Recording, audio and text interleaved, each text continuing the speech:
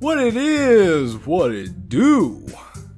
JQilin here with what will be the final episode of Blue Skies, of Doki Doki Blue Skies, at least for now.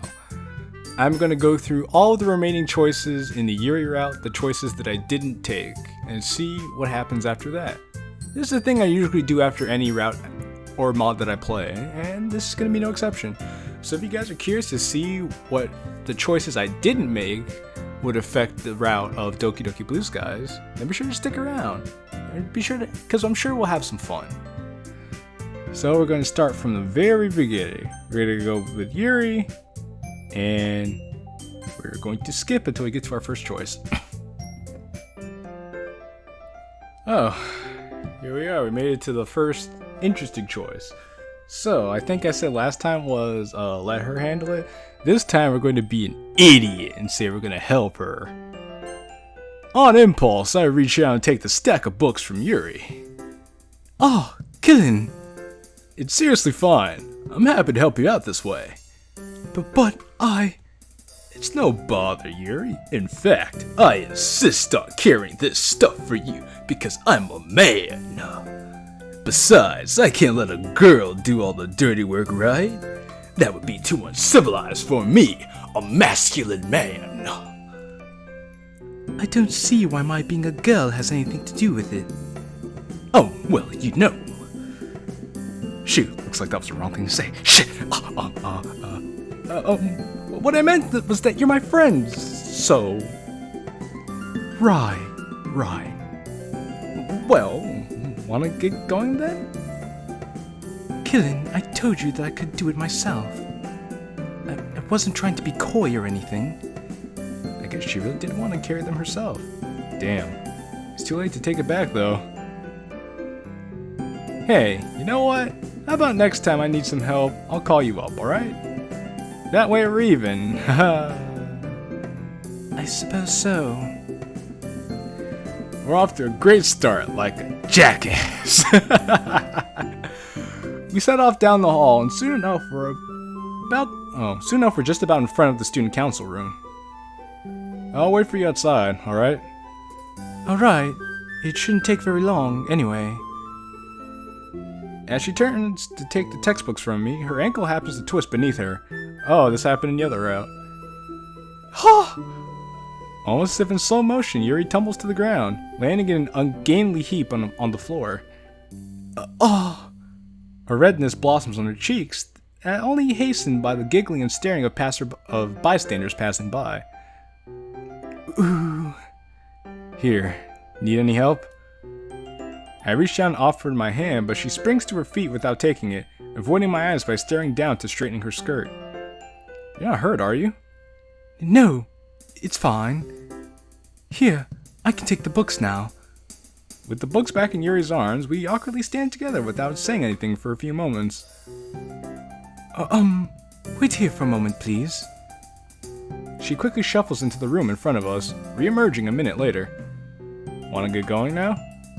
Yuri nods in affirmation, opening her mouth to speak. However, she's interrupted by giggling from a couple of girls standing nearby. They were there when Yuri tripped. Don't tell me they're laughing at her. Judging by Yuri's expression, it looks like that's the conclusion she's drawn. She buries her face in her hands, and I can only imagine how red her face is. I can't believe Hey, Yuri. It's okay, really. I was gonna care to remember what happened in a few minutes. Well, those giggling girls aren't helping my argument, but what else am I supposed to say? Come on, let's just leave them and get over to the club. You can distract yourself with books there. With a sigh, Yuri drops her hands from her face. She doesn't say anything, instead opting to shoot me a miserable look. Let's go. You'll feel better when you're back with the others. This is interesting. This is an interesting deviation. Like, it's only slight, but it's noticeable when you pay attention. Like, I'm just thinking about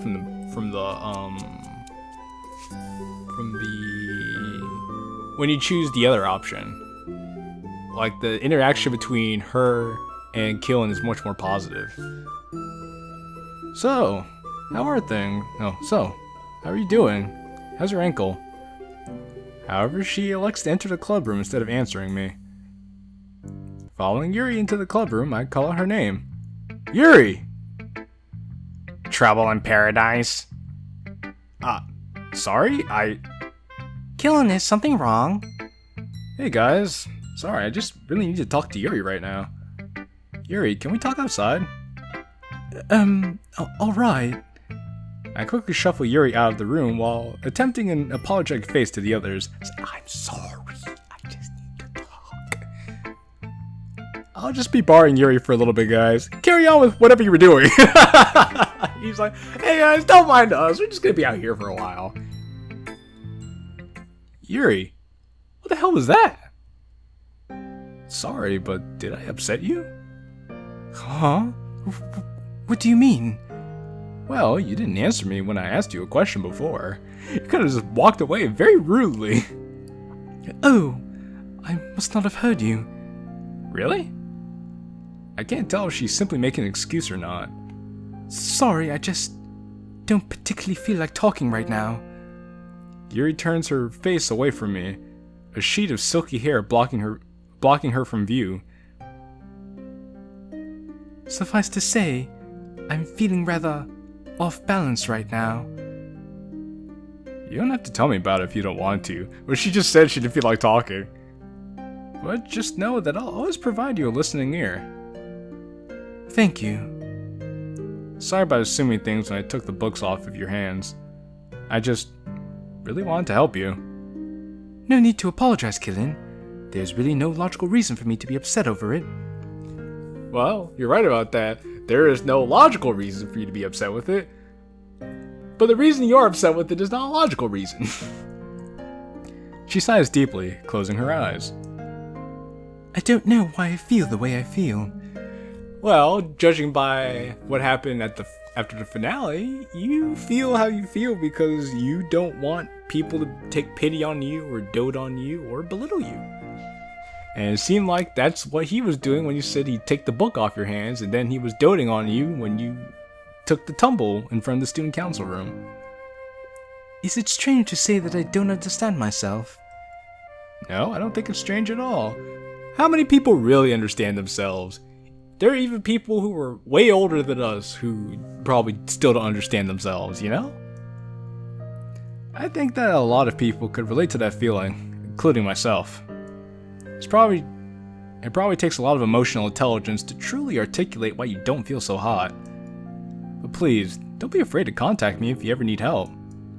For that matter, don't be afraid to contact any of the other girls as well. I'm sure they'll pick up the phone pretty fast. I think you mean quickly. Eh? Never mind. Well, I'm glad to have your support, Qilin. Yeah, of course. Would you like to head back inside now? The others must be wondering what we're doing out here. Oh, alright. Wouldn't want to keep them waiting too long, I guess. Monica arches an eyebrow at me as I head back inside, Yuri trailing along behind me. Had a pleasant conversation then? Sure. Pleasant enough. Jeez, next time you spend half the club standing around outside and forcing an actually integral member of the club to do the same, just don't bother to come. Integral member? Huh? I mean, it's not like I meant anything special by that. Yes, you did. But it's nice that Natsuki feels that Yuri is such an integral member to the club. I just meant that you're one of the big four, like the original members. So yeah, don't look so deeply into it. Natsuki, asking Yuri not to analyze words is like asking me not to eat. You know, it's not saying much if you're part of the big four, when there are only 5 members of the club. Ugh, you know what I mean. Looks like Natsuki's fonder of Yuri than she lets on. Hey, stop ganging up on me! Oh, it's good to be back. Okay, so we're off to a great start already. I can't wait to see what action we're gonna get into now. Though I don't know how long this episode is gonna be because this route is long as hell. But I think skipping through is gonna help a lot. So that was interesting, but I don't know if that choice has an impact on the rest of the story. So this is just one big experimentation. So last time so this was the choice where we got to decide if we're gonna talk to Natsuki, and this was to help Yuri establish a friendship with Natsuki later on in the route. But Yuri was feeling too shy to go talk to Natsuki at this point, and we decided to push her into it. So this time we're going to say, you're right, let's not talk to her. I guess she does look busy now that you mention it. There's always tomorrow. With one last glance, I start walking away again with Yuri. Yuri sighs a bit as we continue walking. I'm guessing she wanted to talk to Natsuki, but felt too anxious to do so? It's alright, Yuri. It's a bit scary to do this kind of stuff sometimes. You'll be able to practice talking more at the club. Yeah. I'll try again another time. The walk back is rather quiet. Is Yuri still thinking about what happened? She looks off to the side in quiet rumination all the way back. Well, here we are. I guess we should split up for now. Goodbye then, Qilin. Hold on. I say that without thinking, but I just felt a compulsion not to leave things the way they are. Don't sweat it too much, Yuri. It might be hard now, but with a little more practice, I'm sure you'll be able to speak more freely. After all, you were able to make me feel welcome when I first joined the club. So if you can do that, in theory, you could do it for others too. That's true. Thank you for your kind words. I'll definitely talk to Natsuki at school. Oh, and you too, of course. I'll be looking forward to it. I had the forward, but it made sense at the time. Okay, so this is interesting.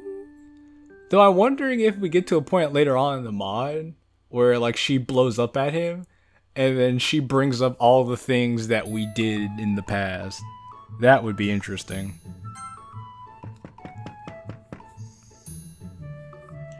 So now we're going to skip around. We're going to get our King Crimson on and just erase time. Oh. Okay then, this is interesting.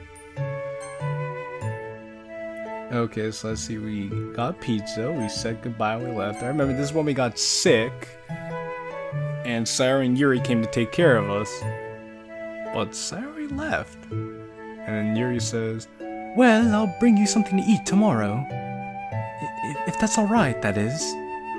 That'd be great, Yuri, thank you. And thanks for taking care of me. I know I said this before, but I really appreciate it. If you need anything else, please be sure to call or message me and I'll be over as soon as possible. I nod, waving her goodbye. She grabs her stuff and heads to the door, closing it behind her with a soft click. I'm gonna say let her sleep.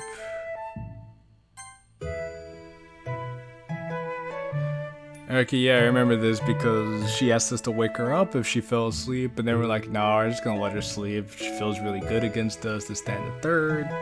And she's like, why don't you let me sleep? And now we say, well, everyone has their bad days. Plus, if this is you if this is you when you're feeling irritable, then you've got the patience of an angel. And regardless of how you feel, I'll always try my best to protect you. She looks away bashfully at my compliment, her face red. Oh, it looks like I'll have to get off soon. I must have been asleep for a while. As the bus nears Yuri stops, she goes through her bag to check that everything's in place. You didn't forget anything, did you? No, thankfully not. Want me to walk you home? No. I wouldn't want you to go that far out of your way. She looks down for a moment, scuffing her shoe against the floor. Thank you. What for? There's a hesitation before she answers, but she eventually shoots me a bittersweet smile. For putting up with me, perhaps. Hey, there's nothing you need to apologize for. I had a great time with you today, and I wouldn't change a second of it. You're always so caring, Qilin. Now it's my turn to be embarrassed. I sheepishly scratch the back of my head. No need to thank me. If you ever feel like talking, just let me know and I'll listen. Her expression relaxes as she takes a slow, deep breath. That means a lot to me, Qilin. With a slow wheeze, the bus finally stops to let Yuri off. Well, I'll be going now.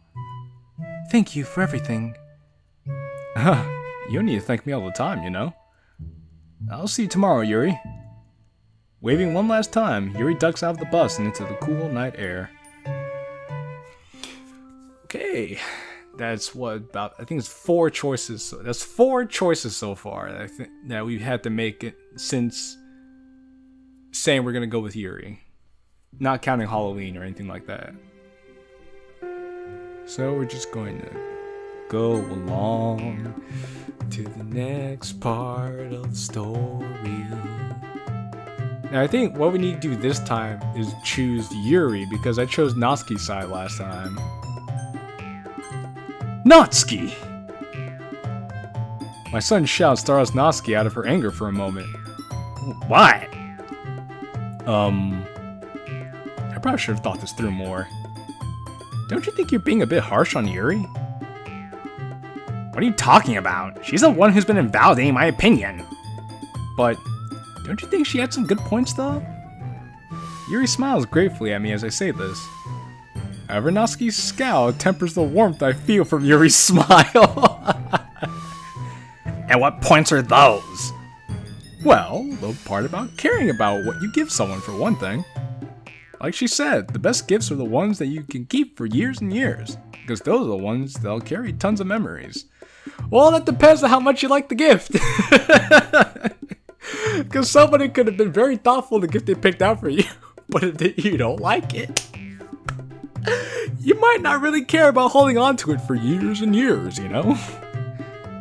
Whereas money and food, well, they're one and done type of things.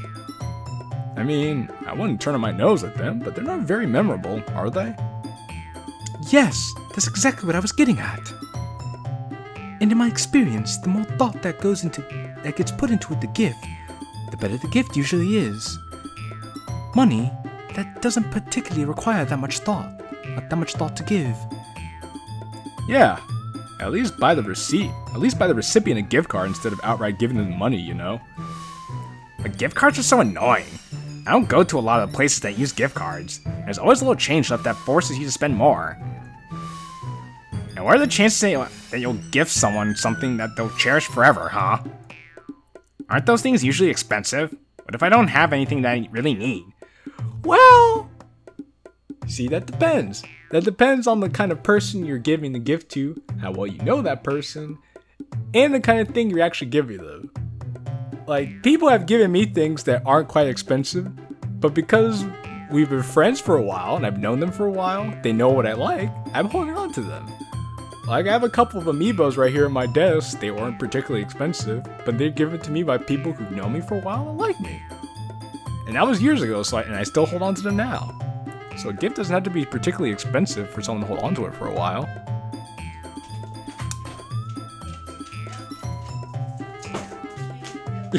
You already thought you're gonna dump him in here with me? Oh, sorry about that. My sister decided to come into my room and bring me a special guest. Nikos is gonna be joining us for probably the remainder of this episode, I don't know. But anyway, my point being is that a gift doesn't usually have to be expensive to be memorable. How am I supposed to cling to some irrelevant gift forever? Natsuki, don't you think you're being a little too materialistic? Plus, not everyone wants money or food, you know? I think you're looking at Christmas too efficiently. Yes, part of that gift-giving tradition is getting your loved ones presents that you'll know they'll be able to cherish. Not just crossing off a checklist for everyone that you feel obligated to get a present for. You might not think it, but irrelevant gifts could easily become relevant if the right emotions are put into it. I never said that everyone should get money or food. I never said any of those things. You guys never listen to what I say. All I said was that I like getting those things as presents.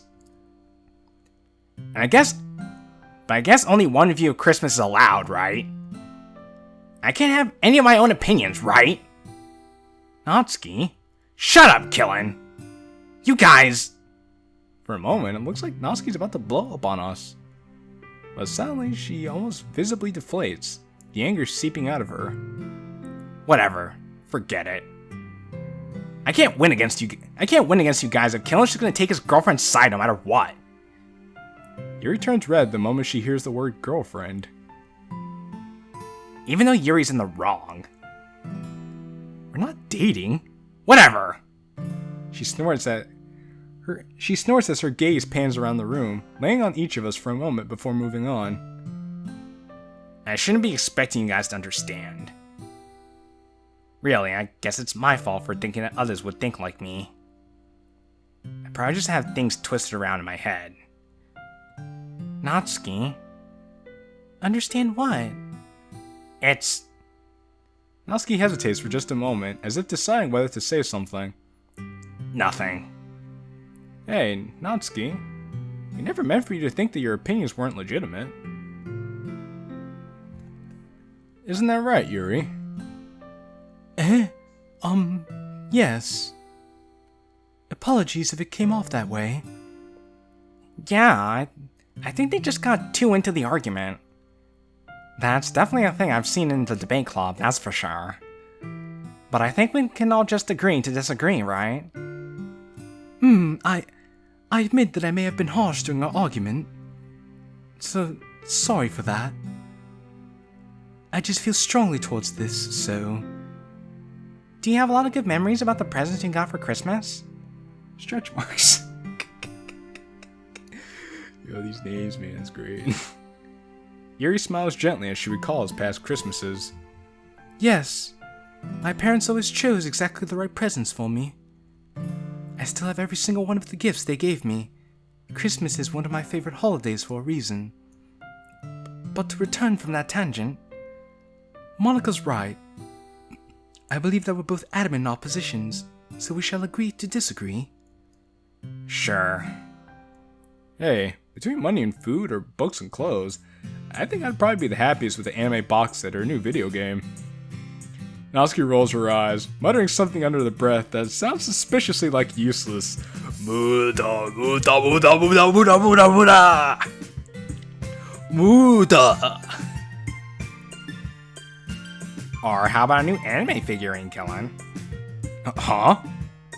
Honestly, there are a few cute ones that I have my eye on. But that's not something I'm just going to admit to the girls. You know, that new Supersonico figurine was looking quite nice the other day. What do you mean by new? I don't even have any figurines. I just assumed. I was almost afraid to ask about your opinion of me as a person. She thinks you're a neat, Qilin. Oh, damn.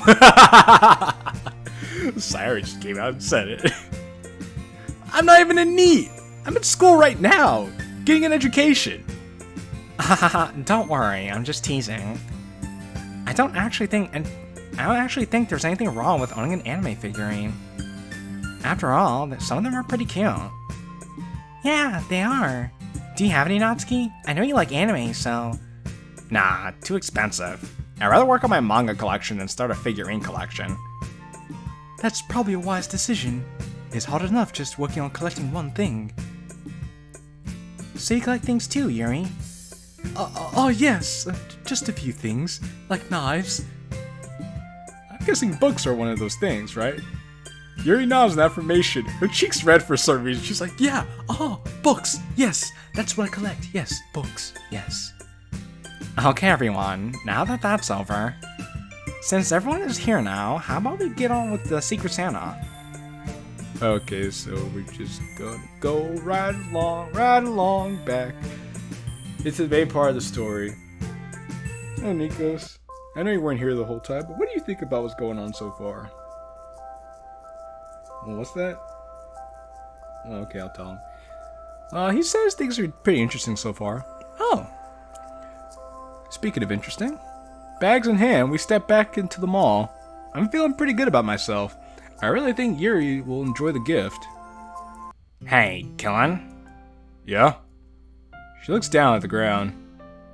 What does Yuri think of me? Eh? Where's this coming from? She idly picks at her coat. Well, Yuri and I sometimes fight. This takes a considerable amount of mental effort to bite back a sarcastic remark. Oh, yeah, response. And I kind of wish we wouldn't. Like that argument we had about Christmas presents. Although, I do feel like we're getting better a lot more over the past few months. Don't go around thinking we're best friends or anything. I wasn't going to. Anyway, it feels like we can talk like normal friends would. Most of the time, anyway. Sometimes I feel like she's really nervous about saying the wrong thing. And it doesn't help that I don't know her that well. Okay, so this is what happens when we said not to talk to Natsuki all that time ago. Because now that never encouraged Yuri to develop a further friendship with Natsuki. And I guess we're going to see how that plays out later on in the route. So there's this barrier between us. I get that, Natsuki. It took me a bit of time to get her to come out of her shell. I'm still working on that, to be honest with you. But I think Yuri's just naturally reclusive, and you're doing fine. She could be kind of mysterious and hard to understand, but I reckon that with enough time, you'll be able to grow a lot closer to her. She nods, but still looks away. That troubled look on her face prompts me to continue. Maybe you just need to hang out with her, one-on-one. You might be surprised at how much you'll both enjoy it. I don't know if she'd want to. I think it'll be fine. She wants to be friends with you too, after all. Besides, like you said, you've been getting along a whole lot better recently. I don't know why, that was just kind of hard for me to read. That's gotta count for something. Yeah, I suppose. I guess that you know her pretty well, so... She looks at the floor, struggling to get her words out. So? Ugh. I guess I should take your advice, alright? It seems pretty hard for her to spit that out. I guess she finds it hard to acknowledge others' help. So, thanks for that, I guess. Huh. Anytime, Natsuki. I should probably get going, though. Dad doesn't want me home too late. With a small wave, she heads off. I also take my leave. Today went better than I thought it would, so I'm in high spirits. Well, that was nice. Nikos thinks that was nice too. I'm just wondering where the next skip sequence is going to take us. Because we're going to definitely blow past Christmas for New Year's. We're going to the Tokyo Tower. We asked Yuri to make the phone call, but she couldn't do it, so we're just like... Last time we said we encouraged her to call. Now we're going to call for her. It's cool. I should have realized you struggle with this sort of thing, so I shouldn't have left this to you. I'll ring them. Don't worry about it. Are you sure? I really should do it myself. I'm sure. You're useless. Muda baka. Muda. With my phone in hand, I make the booking. Simple enough, just needed our names, and I told them we pay the money when we get there. Done. I can't believe I couldn't even do something as simple as that. Yuri, it's honestly okay. Let's just get going, alright? Okay. Sorry. I chuckle to myself. Her New Year's resolution should really be to apologize less. And is that it? I don't think that would be it. I would hope that everything we've been choosing kind of builds onto itself. Well, it seems like New Year's is just kind of the same as always. We get to Act 3. We're now boyfriend-girlfriend. We see Emmy and Sakurai. We didn't get to see much of Sakurai toward the later episodes. It's kind of a shame, because maybe we see more of Sakurai in the Sayori route, I don't know. Maybe Sonia, you could tell me. Oh, it's Shiori and Mochi. Yuri was a fun character to voice too. Be like, hey guys, what's up? Yuri here. I wanted to give her a different voice. I just thought it'd be funny. Oh, and this sequence too. This sequence was weird. That juice sequence was weird. But it was weird for the kind of feeling that the mod wanted to go for. But it was cool though. Kind of like a nice horror element. And for him like feeling bad about the decisions he made. Oh yeah, this is where we find out about Yuri doing her thing. Her special thing, crying about how worthless she is, which is actually kind of a sad scene. I think they did a pretty good job writing that part out. You could feel the genuine emotions. And Nico's just here chilling.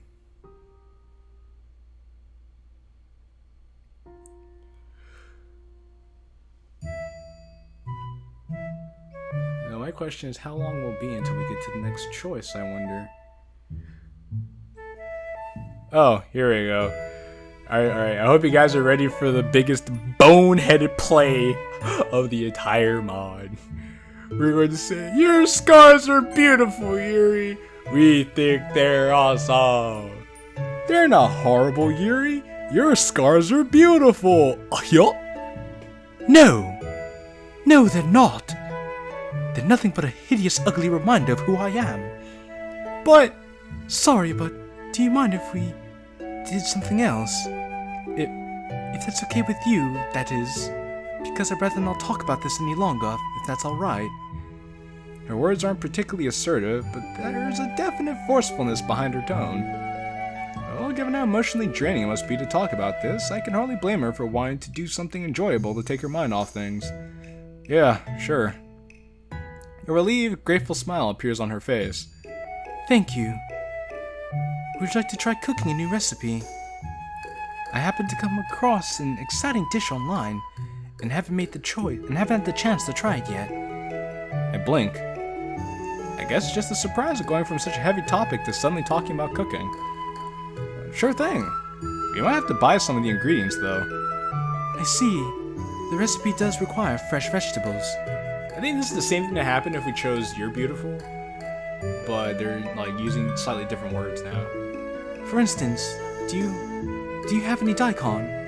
I wouldn't even know where to start with cooking a daikon radish. I'll take that as a no. I think the vegetable shop has some. I would hope so if it's a vegetable shop. Lead the way. Oh, no, can't skip this yet. Hey, Yuri? Yes? I know you said you didn't want to talk about what we discussed, so I'm sorry to bring it up, but just know that if you ever want to talk about, like, you know, anything, that I'll always listen, okay? There's a quiet pause. Thank you, Qilin. I'll do my best to remember that. Sharing my self-harm with someone was daunting, but, well, I'm grateful that I was able to tell someone. Well, you were kind of forced into telling him because we walked in on you, so it's not like you just came out and said it. Hey, I'm just glad you were comfortable enough to show me. That couldn't have been easy. I reach out and squeeze her hand as we share a smile. I hope things will be okay in the end. I hope so too, my friend. I hope so too. But I think we shall see. So far, everything has been pretty normal aside from a couple of dialogue changes. I think I'm heading in the right direction, but I don't know. We have a whole lot of mod to get through still, so... Oh, what's this? Yuri's also started becoming a little more... Oh, what happened here? But despite the apparent normality, things feel different. For obvious reasons, I guess. Yuri's also started becoming a little more... I don't know what the word is. Obsessive, maybe? Nothing too crazy, but she's been texting me a lot more than usual.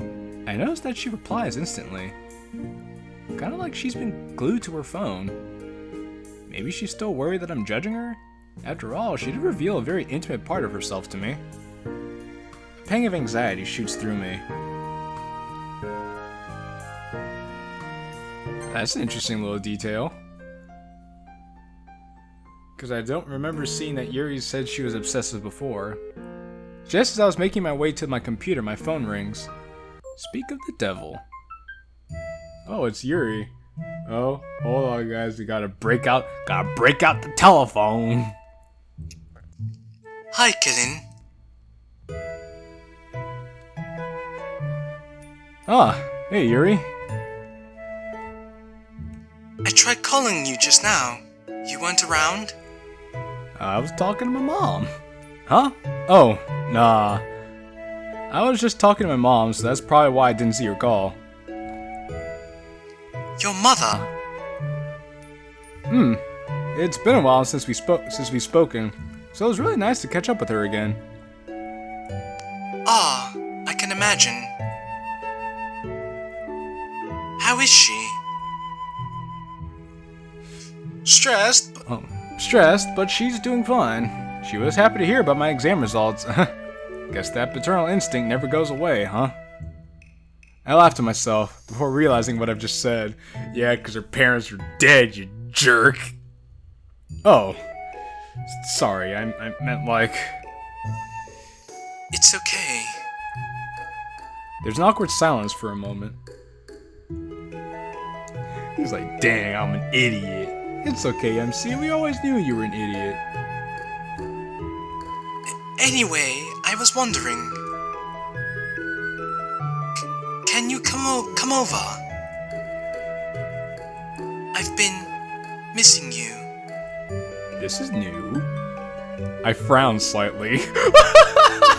He's like, dang. It's a Sunday, Yuri. The last time you saw me was Friday in school. It's only been 2 days. Is everything alright? Yes, I'm fine. I just really want to see you right now. Okay. Yeah, I'll be right over. Click. Oh shit. Oh shit. Something's about to go down. Huh. So it's my first time going to Yuri's house, huh? Strange to think that this is the first time it's happening, even though we've known each other for months. Guys, I'm scared.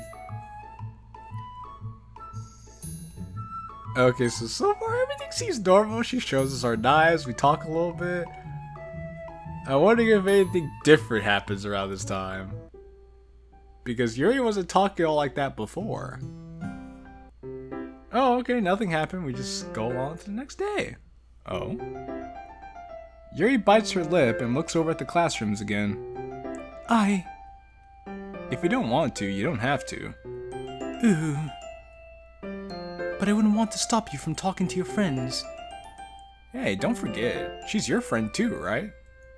That's true. Oh, we passed by the classrooms on the way to lunch and we see Natsuki in the first year classrooms. But because Yuri never went out with Natsuki all the way back at the beginning of the mod, they never really got a chance to become friends. So Yuri's not all that on board with the idea of eating lunch with Natsuki. We could do whatever you want. I mean, it doesn't seem like you're that comfortable with it. No, I'm fine. Really. Go ahead and ask her. I'll wait out here for you. Okay then, if you're sure. With one last glance, I hesitantly slide open the classroom door. Oh yeah, this is different because Yuri came in with us the last time. Dang. It seems like that's the most impactful choice of not talking to Natsuki all the way at the beginning of the mod. That's the most impactful choice we've had so far. It didn't seem like Yuri was too keen on eating with Natsuki, but if she said it was okay... Oh, Nico's just passed gas in here. Oh, God. Oh, this dude is a stink bomb. Ooh. I'm gonna have to throw you out. Shit. Well, the show must go on. Plus, it'd be good for her to get closer to other people, too, right? Stepping inside the classroom, I met with a few curious glances from students. That's no surprise, though, given that not many people know all their upperclassmen. Natsuki's hunched over at her desk, scribbling something on a piece of paper. As I approach her, I'm surprised to see that rather than writing, she's drawing something. Hey Natsuki, what are you drawing? Startled, she looks up and quickly whips the paper off her desk. Qilin, what are you doing here?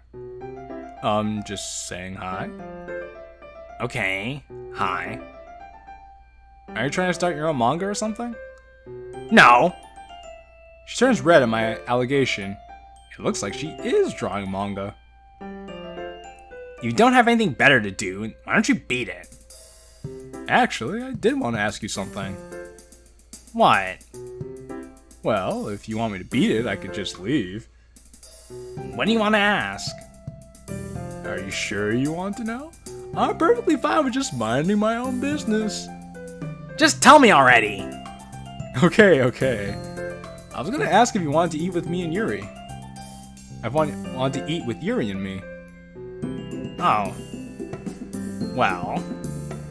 She looks down at the now wrinkled piece of paper in her lap. Ugh. With a frustrated sigh, Natsuki crumples the paper up in a ball and tosses it into her desk.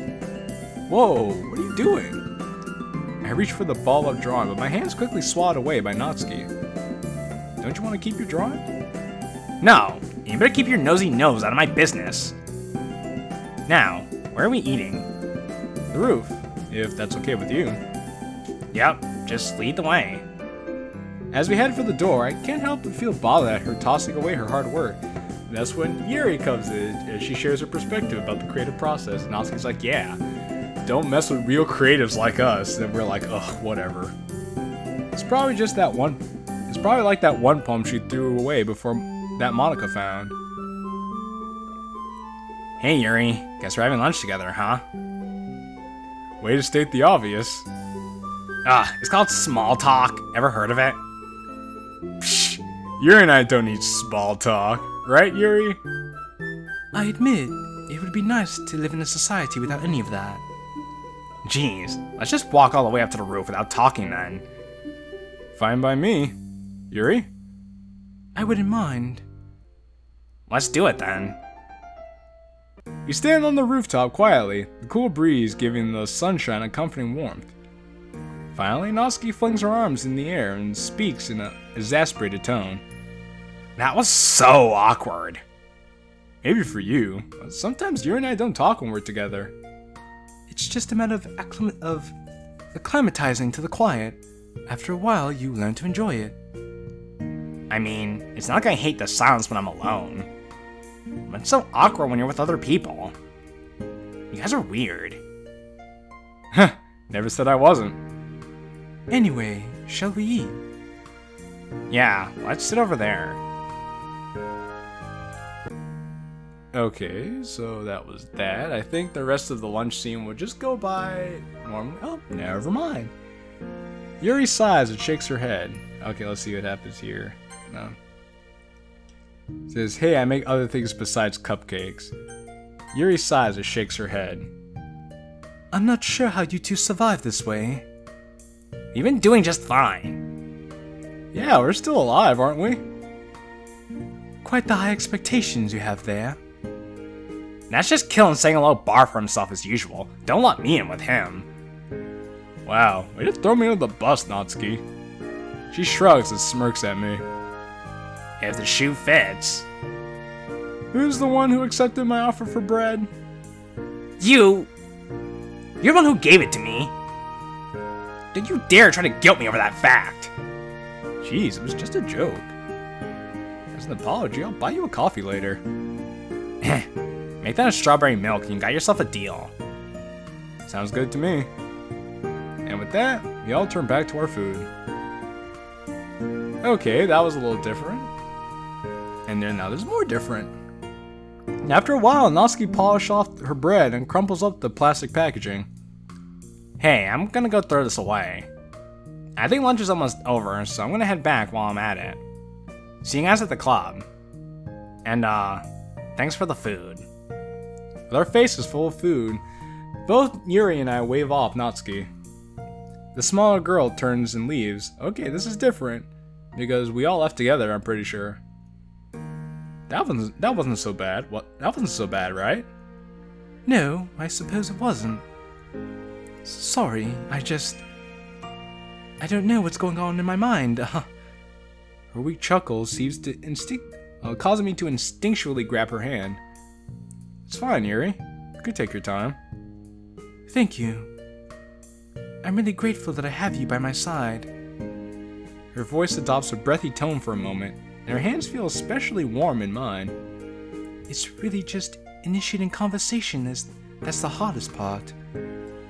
Conversation topics, small talk, awkward silences, everything just deepens the anxiety.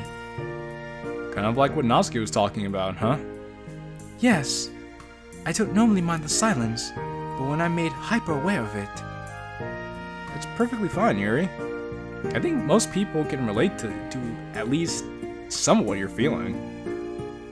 You know, and just as we're about to launch into a heartfelt conversation, the bell rings. As the bell rings. Wow.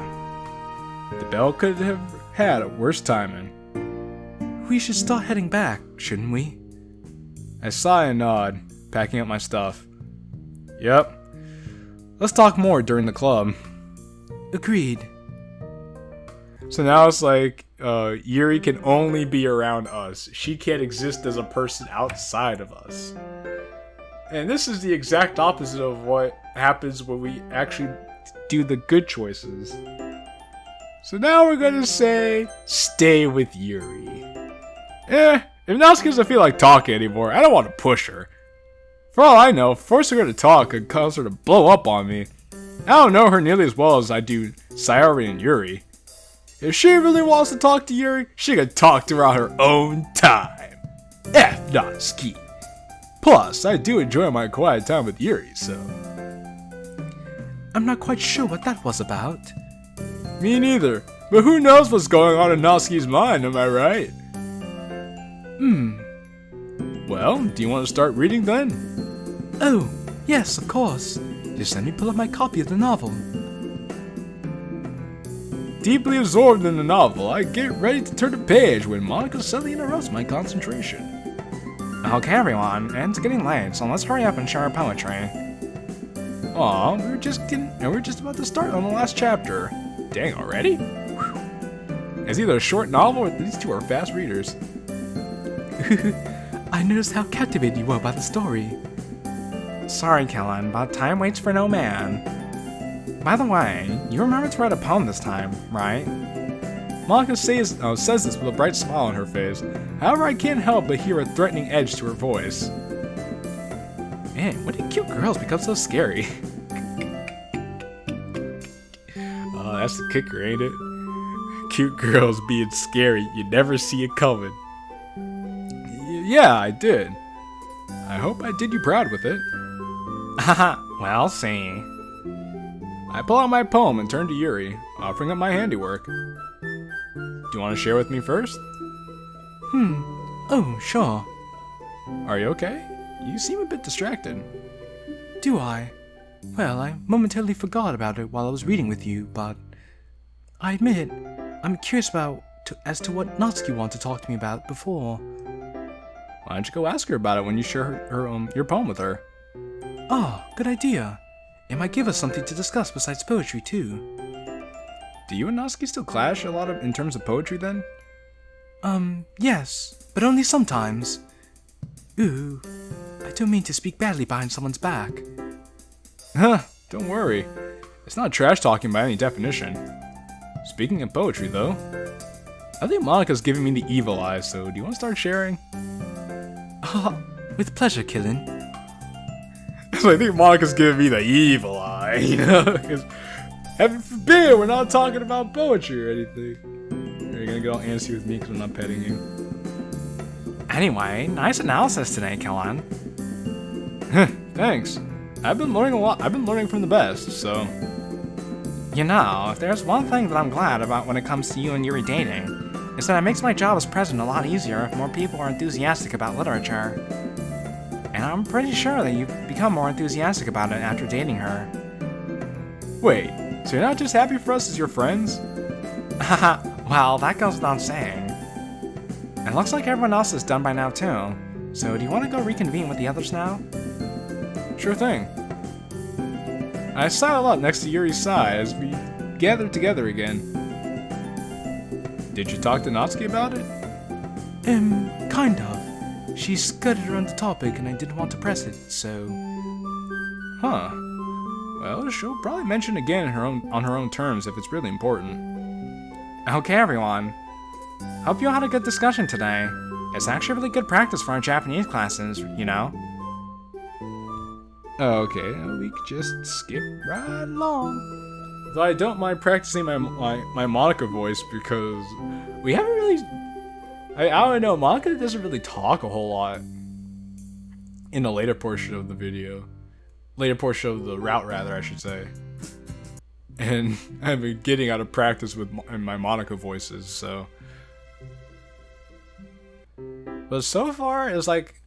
The only significant change to the choices we made is Yuri and Natsuki's relationship. That, and it seems like Yuri's become a little clingier than in the other routes, because all of our choices center around her being totally dependent on us.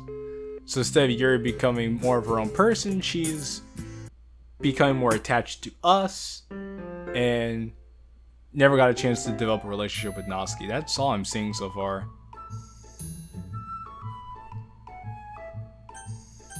And it's like, oh, I just realized we're gonna get to the... Hold on. Just so I don't have to censor anything. Because I know it was gonna come. I was like, oh.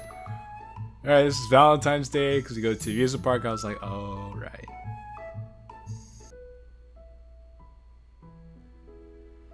Ferris wheel, relationship, we go back home. She's like, can we turn the lights out? We're like, yeah. We see Yuri her underwear, because we're about to get it in. Even though we get it in under false pretenses, and it just feels bad, man. It just feels bad. So then we're here talking toward the end of classes.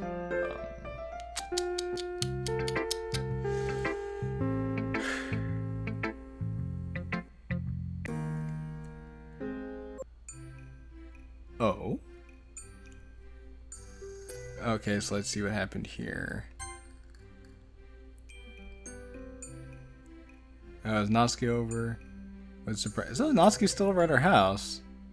That's interesting. It's good to see you two are getting along so well these days. And to which Yuri says, I agree. But even though she's considerate toward my needs, I still feel a little awkward around her, especially when it's just us two. Still, I feel like we're getting to know each other a little better, which is a small price to pay for some awkwardness. yeah, I was telling Monica about how nice it is to see you two getting along these days. Oh. I think so, although if I'm being honest, I'd much rather be with you.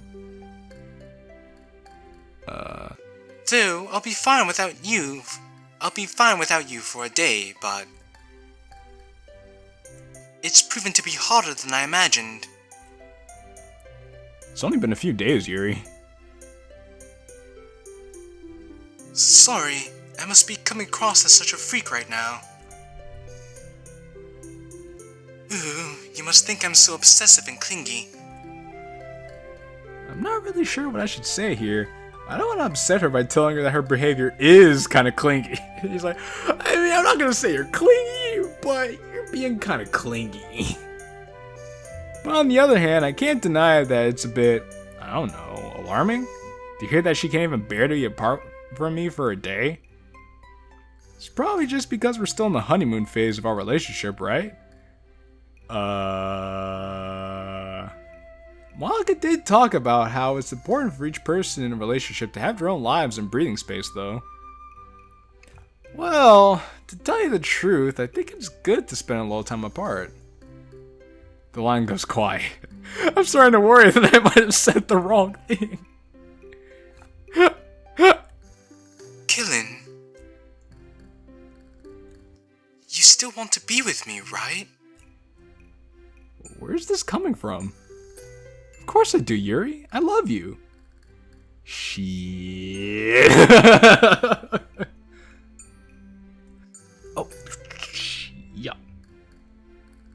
Okay, well I guess that's it then. Alright then, well that was all the new dialogue that came out of that. Yuri's, so they're really leaning into this obsessiveness thing. I guess it's like we said, since we've basically made Yuri dependent on us, and we prevented her from developing a relationship with Natsuki, which helped her to become more of her own kind of person. Yuri's now starting to become a bit too obsessive, especially given the fact that her parents are dead. So we're basically the only people in her lives now who's one, close to her, and two, nice to her. So what did this say here? Oh, because Natsuki said, I kind of want to be a manga artist. Oh, and Yuri's like, oh, really? Oh, but she's saying this now, but because when we asked Natsuki for lunch, when her and Natsuki were close, Yuri came into the classroom with us and saw that Natsuki was actually drawing manga. So yeah, so far the most impactful choice was not telling Yuri to hang out with Natsuki. Yeah, I've actually been practicing some too. It's just a hobby for now, but it'd be really nice if I could at least do it for a job. What kind of manga would you create then? Romance stories? Maybe. I do like drawing cute girls more than things like fight scenes. I don't know, it's just really hard to bring it to the manga scene though. I'd probably make a better living as a secretary or something. But I think you could do it. Eh? Well, you just seem really passionate about manga. If you're able to pour out those feelings into your work, I'm sure you'll be able to draw and write something that could resonate with your audience. I'm not particularly a fan of romance stories myself, but if you ever published your own manga, I'd be sure to support it. Okay, so yeah, we could just skip the rest of that. Duh. And Nikos is here still wanting to get petted. But so far, nothing's really different. We can just spend time with Sayori.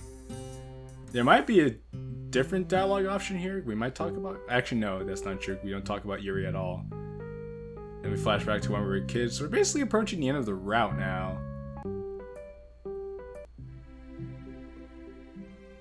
And... doesn't seem like anything else is going to happen here, because I don't think we have any other choices to make.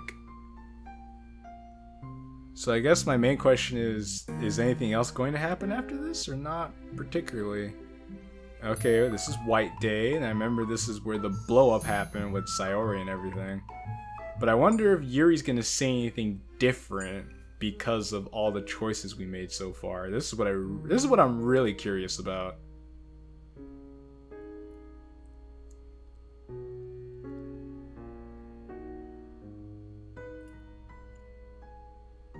Nope. And that's disappointing. Another day. It's been a few days since Yuri and I had our argument. She's never once returned my calls or my texts, which makes me really scared that I've truly caused some irreparable damage. Oh, this is different. Because... oh, this is different. Wow. Because before we were at least able to talk to Yuri the day after, and Mom was able to help us out. Now it's been a few days, and Yuri's probably been thinking to herself this entire time. Oh, this isn't good. Still, it's a school day today, so we should at least there we'd be able to talk. Assuming she doesn't bunk off. Nah, she wouldn't. Refusing to entertain that thought, I begin my morning routine. Shortly after I start my walk, I notice a familiar face, although not quite the one I was hoping for. Hi, Qilin. Hey, Sayori. What are you doing here? She's going to school. She frowns at my question, as if I asked her something stupid. What do you mean?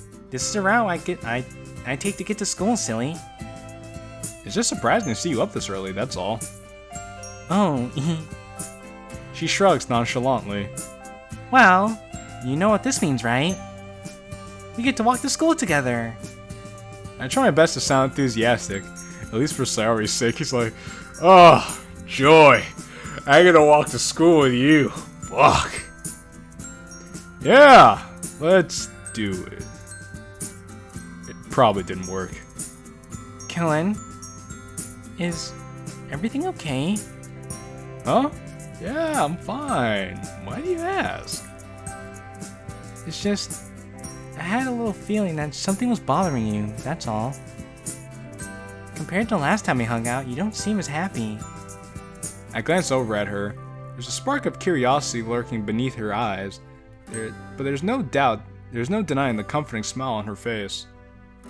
Maybe it's been a good idea to get some outside perspective? I chuckle to myself. You've always been good at reading me, Sayori.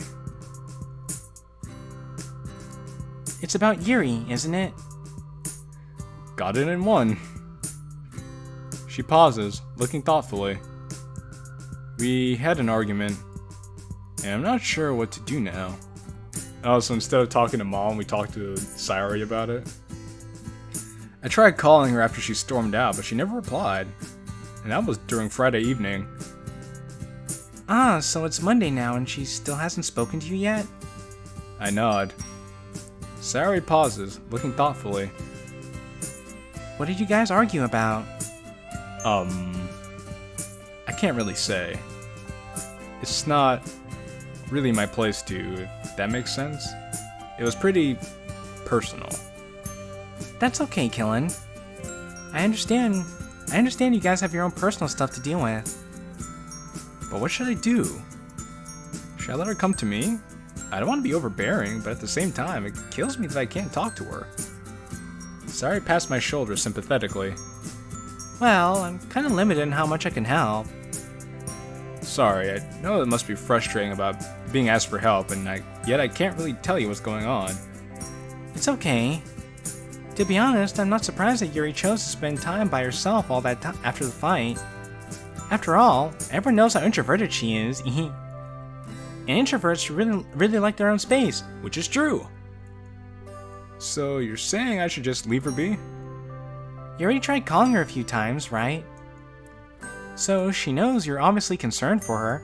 Well, that depends on how she's feeling. She could feel that way, but she could be feeling a different way. Like he's probably annoying her and she wants nothing to do with him right now. Maybe you should just let her come to you when she's comfortable doing so.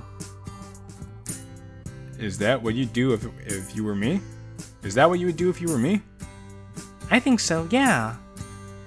But I've never been in a relationship before, so I don't really know all this girlfriend and boyfriend stuff. Believe me, Sayori, neither do I. What does your heart tell you? Well, I don't know about my heart, but my brain is definitely telling me that it's confused. Yeah, sounds about right. Why can't my organs just get along?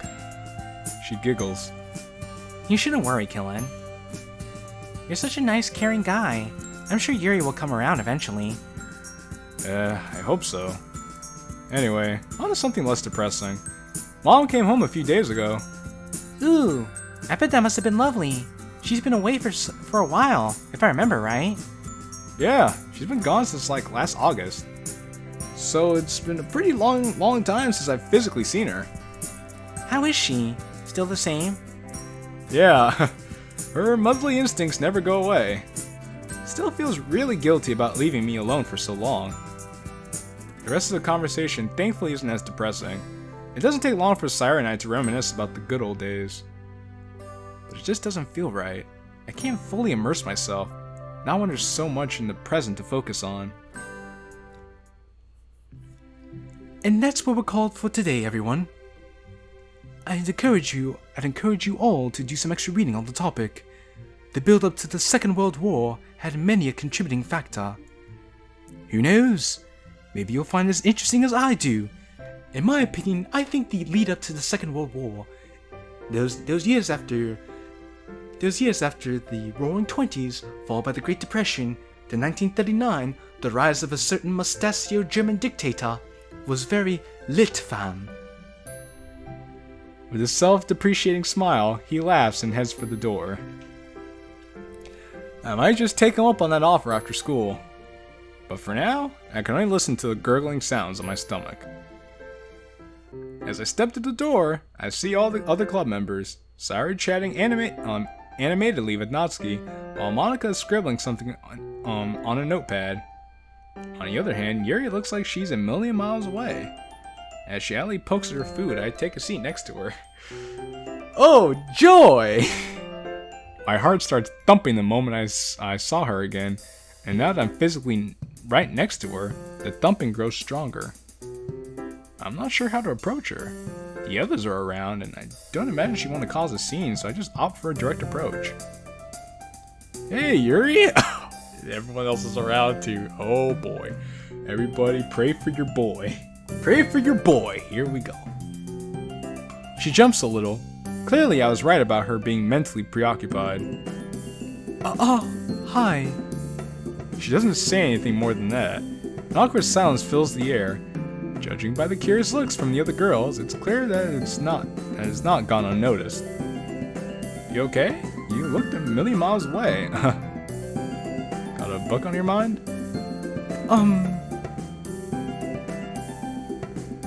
Yes. Sayori looks sympathetically towards me, while Monica and Natsuki narrow their eyes. The tension between Yuri and me grows more and more apparent by the second. I don't know what to say or do. With everyone else being aware of something amiss between Yuri and I, this feels a million times worse. Oh, I feel like we're gonna get a huge meltdown coming up. Well, and that Yuri doesn't want to talk to me. It's been a few days already. Thankfully, Monica reads the situation and throws me an escape. Sayori mentioned that your mom came back last week, Qilin. It's proven to be a real mental struggle to focus on Monica. Huh? Oh yeah, she did. Shit. Oh, this is so bad. And what? She rolls her eyes. how is it? You know, seeing her again? Oh. I look at Yuri again. She's still turned away. The tension is growing by the second. Yeah, it's nice having her back. We got to catch up. And she got to meet Yuri, which I think both of them enjoyed. She's really nice, isn't she, Yuri? Yes, she is. Oh my god, her cooking is to die for. I really miss it. You know, things are bad when even Sayori's cheerfulness can't fix the situation. You know, you could just come over again, right? She'd be more than happy to cook for you. In fact, I think she mentioned how she wanted to catch up with you and your family again, so that'd work out nicely. Really? Ooh, well, I might have to take you up on that, Qilin. Oh no! Oh no! Yuri's gonna be super mad now because I remember the whole fight started because of Qilin and Sayori's relationship. So now that he did this in front of Yuri, he's like, well, you're not gonna talk to me like that? Fine, I'll talk to Sayori. Although, it would be kind of weird seeing her again. I mean, how many years has it been since I've seen her? Like 4 or 5? Wow, has it really been that long? Yep. Time really flies, eh? Tell me about it. It's crazy to think that's already March. That Christmas party feels like it was just yesterday. Well, none of us are getting any younger. Might as well make the most of our time together, don't you think? That's such a Sayori line, Monica. Your vice president is really rubbing off on you. Hey, she's not wrong, though. Our 3rd year is coming up soon, and that's our last one. And who knows what that'll be like. Stressful, probably. No kidding. Although the conversation is flowing just fine, between us just fine, Yuri's lack of contribution remains painfully obvious. Every now and again, one of us would sneak concerned glances at her direction. No one really wanted to say anything. They know something's up between Yuri and I, and while they're concerned, they probably don't want to get involved in something personal between us two. Still, as the bell rings and we start packing away, I can't help but cling onto the hope that Yuri would be a little more receptive than when it comes to the club meeting. Probably not. Dang, this is going on for a while. The last few The last few lessons went by unbearably slow. First, the bell sounds, signaling what feels like the final opportunity of the day I'll get to talk to Yuri. I shake my head. That sounded ridiculous. I could just talk to her anytime, can you? You've been finding it very hard to do so recently. Or can I?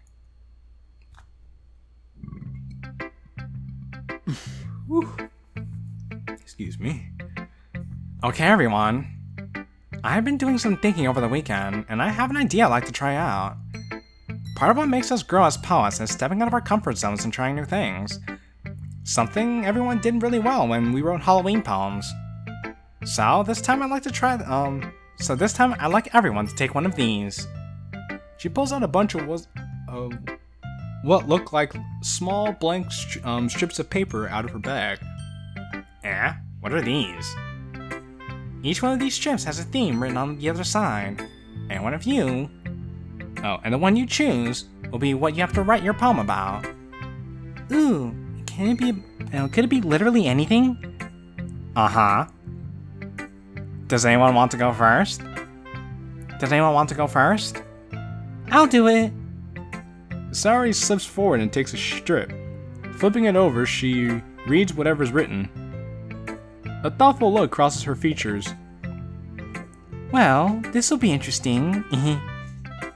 The rest of us follow suit. Each strip elicits a different response.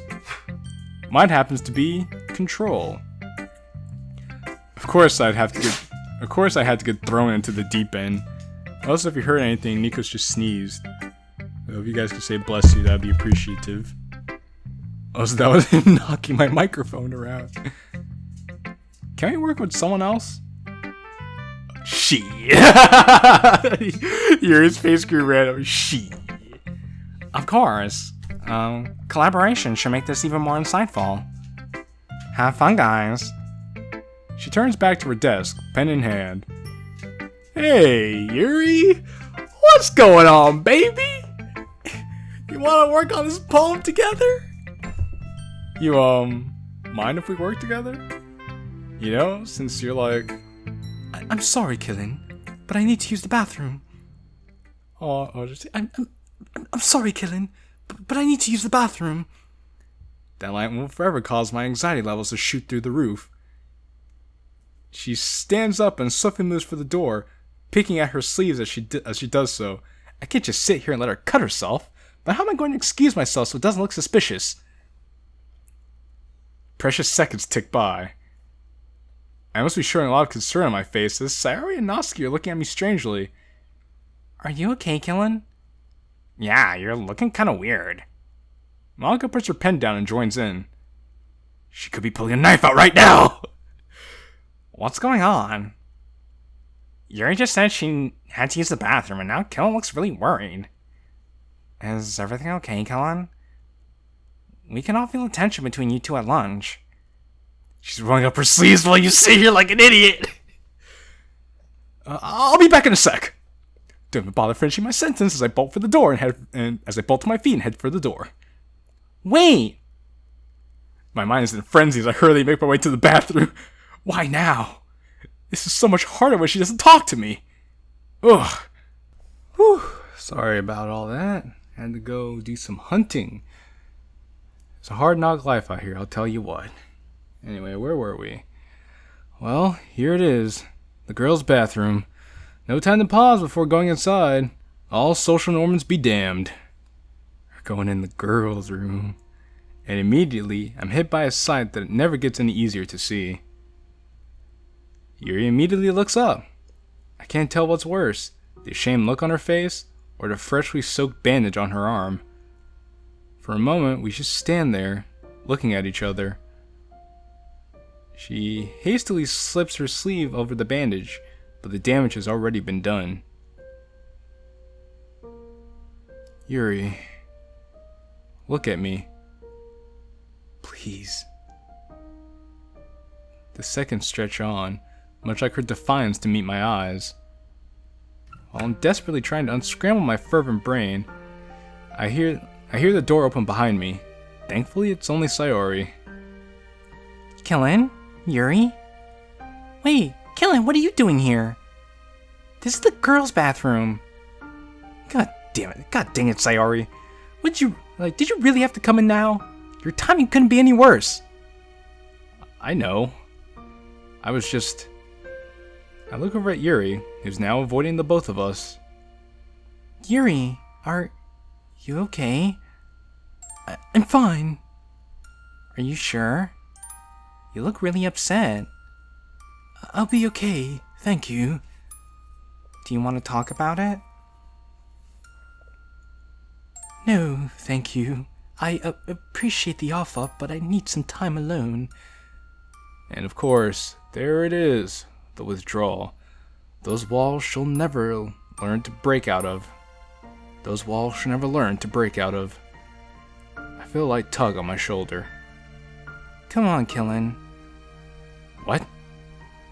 We should head back to the club. She can't be serious. I angrily gesture towards Yuri.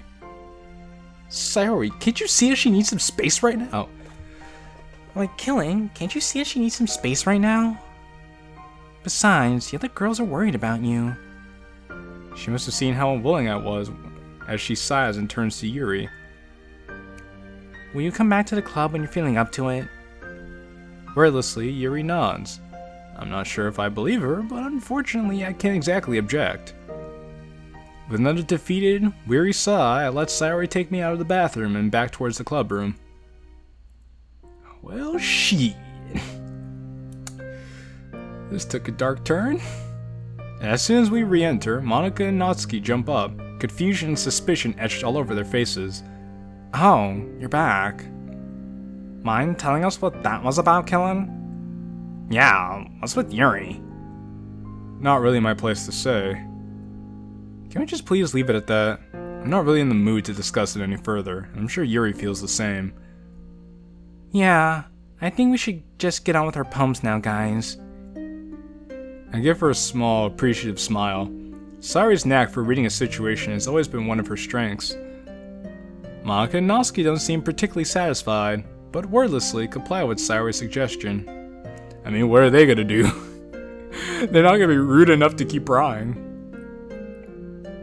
After a while, Yuri quietly slips back into the classroom. Her head is bowed, and she looks, and she's trying to look as inconspicuous as possible. She takes her seat and returns to her poem, but not before a game of eyebrow tennis between Monika, Sayori, and Natsuki, Sayori, and Monika. Everything okay, Yuri? Yes. Apologies for my earlier behavior. It's okay, don't worry about it. As she says that, Monika and Natsuki fire inquisitive looks my way. I motion toward Yuri and shake my head. Tension still remains, but eventually all of the club members return to writing their poems. Thank God. Okay, everyone. She checks her watch. I think that's pretty much all the time we have, so we'll have to call it there. Feel free to carry on with your poems at home if you didn't finish in here. With that, everyone starts packing up their things.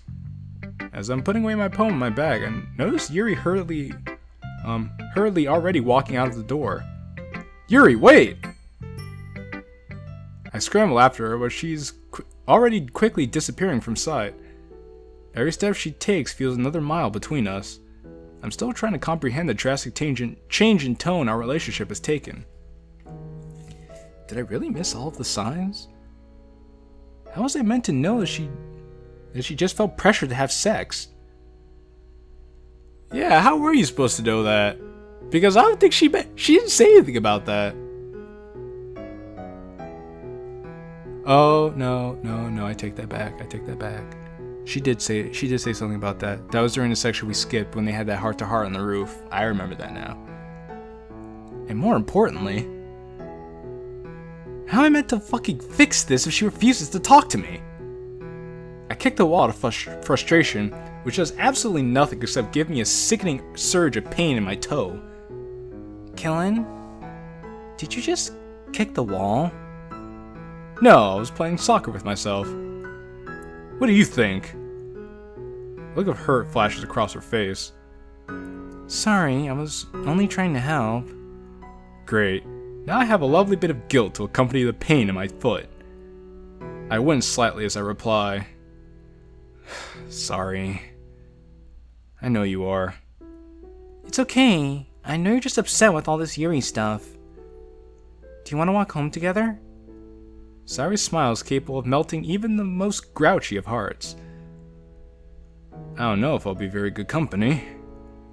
Don't worry about it. I don't mind it in the slightest.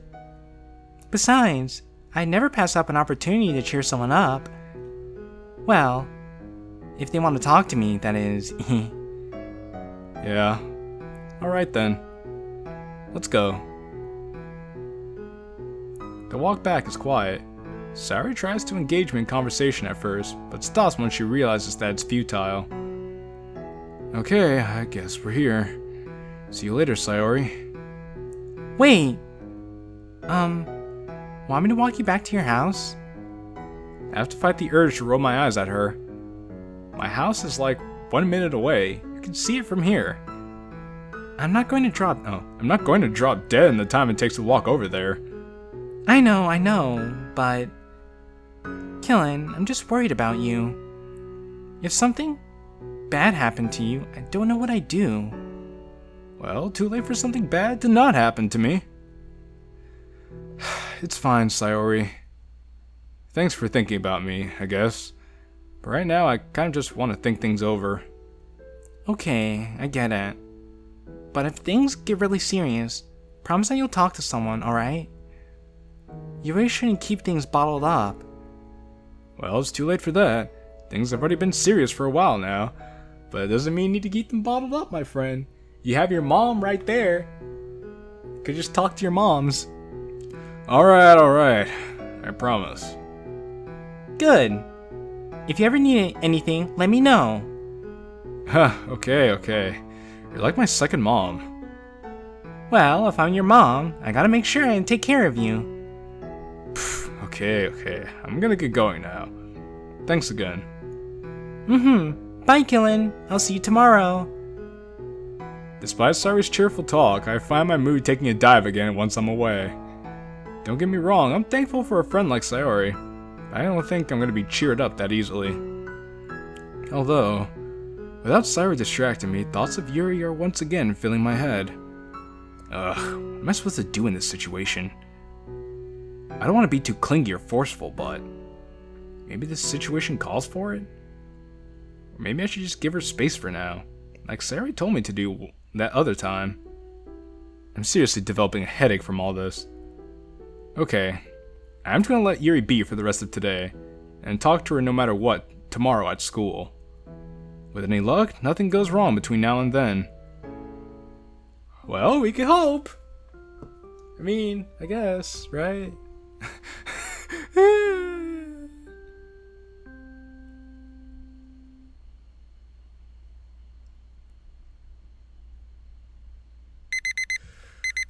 Once again, I'm rudely pulled out of a warm, comfortable snooze by the invasive blaring of my alarm on my phone. Still half asleep, I fumble for the offending item and slam the alarm off, but the damage has already been done. Ugh. My brain wastes no time in reminding me of what happened yesterday, both during lunch and during the club meeting. Wonderful. Starting the day in a bad mood is perhaps the worst way to start it. Oh, definitely. Because it can only go downhill from there. Good morning.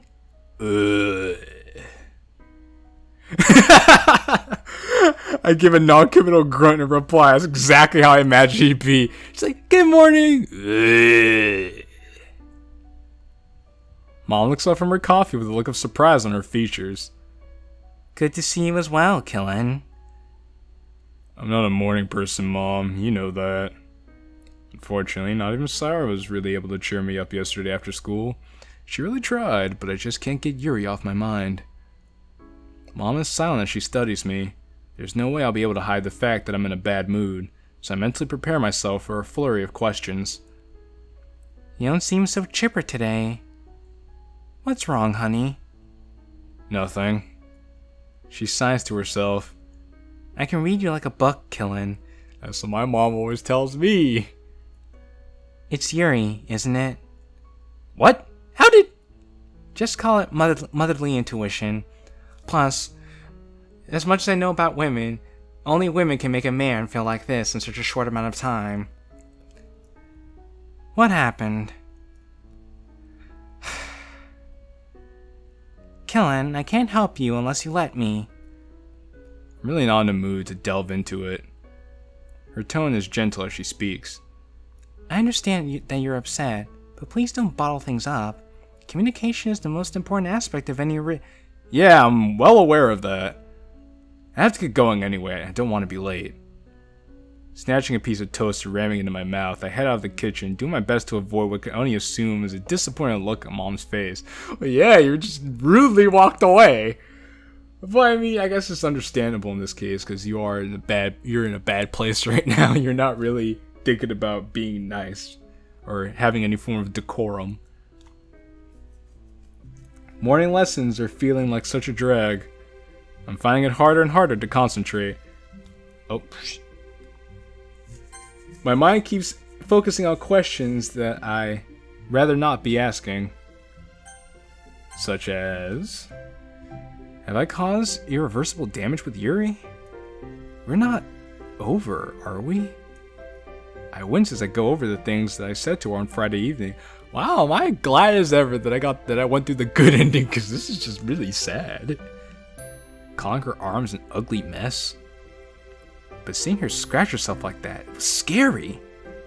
Of course I'd be more liable to panicking and say something stupid. But the look on Yuri's face serves as a chilling reminder that boundaries were definitely crossed that day. The lunch bell rings. So my question is, I wonder what was the turning point in the argument here? Like, what was the turning point to change Yuri from speaking to us a day after to the series of unfortunate events that we're witnessing right now?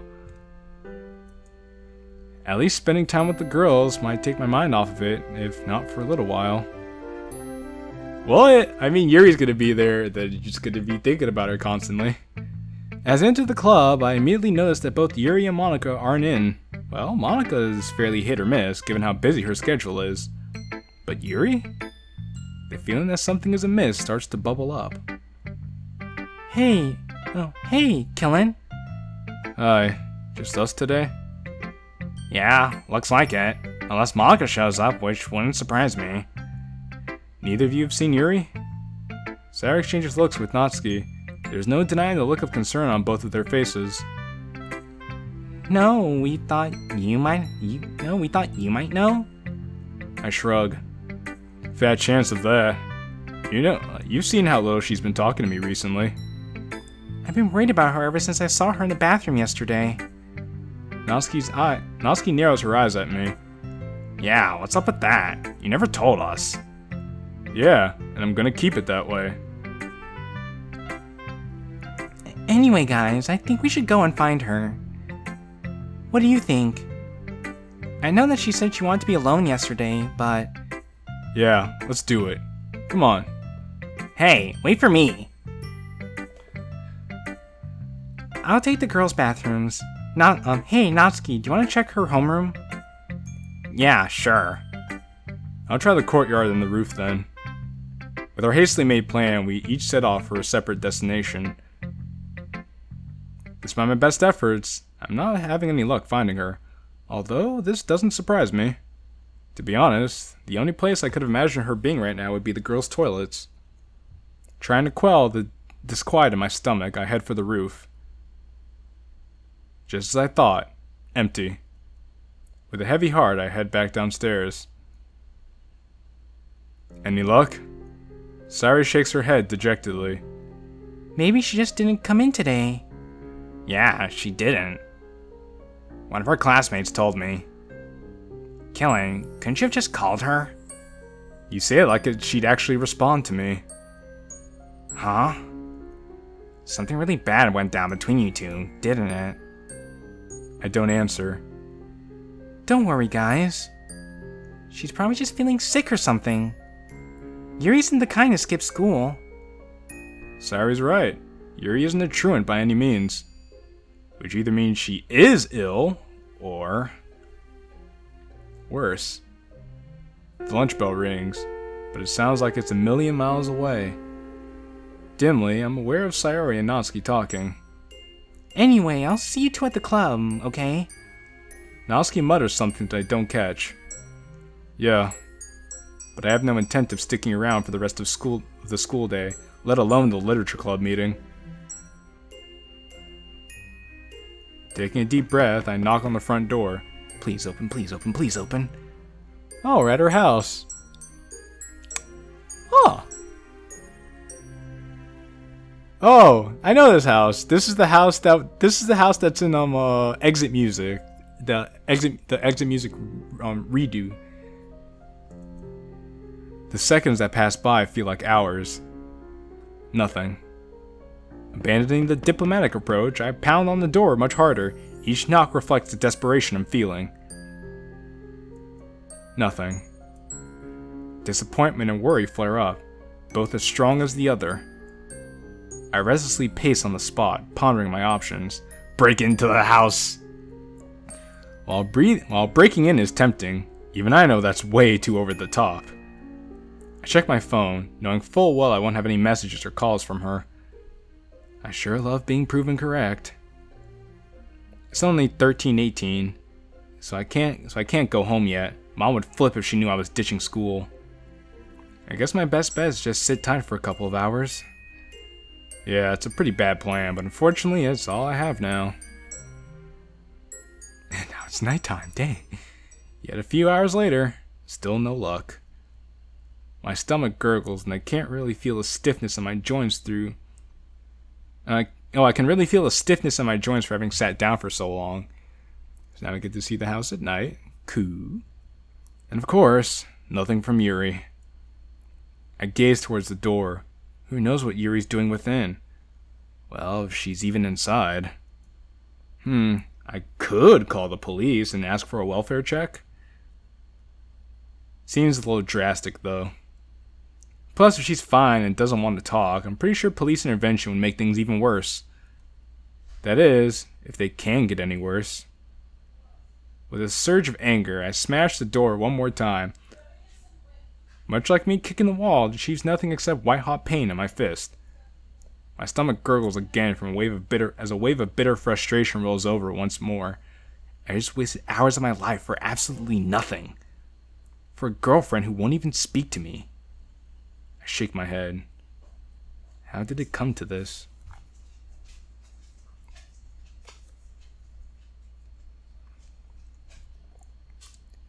Wow, things are taking a really sad turn, man. Shit. I think this is gonna go on for a while, actually. Hey, sorry about that. Just keep getting interrupted, you know? Oh, and Nikos is back, so that's fun. Anyway, where were we? Qilin? What? Mom gestures to the toast I'm half-heartedly trying to eat. You need to eat. You don't want to be late for school. I'm not hungry. She sighs quietly. I know you're upset, sweetheart, but you can't stay like this forever. I'm sure that whatever's going on between you and Yuri will get better. I really hope so, Mom. It's just the nature of teenage love, I'm afraid. Anyway, shouldn't you be going now? I really look at at the clock. She's right. Yeah, I'll see you later then. Bye, Qilin. Have a good day. This is really sad that he doesn't, in this version of things, he doesn't talk to his mom about anything. Or his mom would be more than happy to help him. I would think out of anybody he would talk to, if not Sayori, at least talk to his mom for advice. But no, he's just keeping everything to himself because he's all upset and grumpy and being pensive and angsty. In spite of myself, I find myself walking towards Yuri's house. I know I'll likely just be ignored again, but part of me tells me that I at least have to try. School can wait. Yeah, forget school. There are more important things, like talking to the girlfriend who won't talk to us. And here we are. That dark red door. That dark red barrier that Yuri hides behind. Very fitting, it's like blood color. Yuri? Here I am, calling out to a door. Trying to shake off how ridiculous this must look. I press on. Look, I know things aren't right between us. I nearly snort after realizing what I just said. That must have been the understatement of the century. But please, just talk to me. I'm worried about you, you know? Especially after I found you in the girls' bathroom. Please? Yuri, I know you're there. Well, I know you're home at least. Although there's a good chance you're in your bedroom and I'm talking to no one at all. My voice cracks a bit with emotion. Yuri, I'm begging you. Please hear me. Please be okay. I just want you to be happy. Yuri. Nothing. I sigh and close my eyes, slumping down against the door. I was an idiot for thinking this would have gone any differently. The question is, do I commit an entire day to waiting here, or do I cut my losses and... The soft sound of a click and the door slowly cracking open jolts me to my feet. Through the slightly ajar doorway, I see a very unsure-looking Yuri. Wow, she finally decided to speak to us. I wonder how this is gonna go. For a moment, there's silence between us. A silence that actually feels very, very awkward. Can I come in? No, she's not gonna let you in. Wordlessly, she looks down, biting her lip. In my mind's eye, I could practically see her receding back into her shell again. That shell that I thought I helped crack for good. Or we could just talk here if you're not comfortable letting me in. Honestly, I'll take whatever I can get at this point. At my words, Yuri nods and slowly swings the door open. I can hardly dare to believe she's even talking to me again. Well, she hasn't talked to you yet. She's just in your presence, which I guess is a lot at this point. On paper, it sounds ridiculous. Who would internally celebrate talking to their girlfriend again? But after everything that's happened, it just goes to show the severity of the situation. So, nervously jamming my hands into my pocket, I struggle to get some words out of my mouth. Anything to break this awkward silence. But I don't even know where to start. There's so many things I feel like I should say. The weight of the argument feels like it's weighing even heavier on my shoulders right now. She's looking at me with an expression both expectant and sad. Neither of us know how to make the first move. How have you been? And of course, I open with such a stupid question. I've been okay. More silence. I see.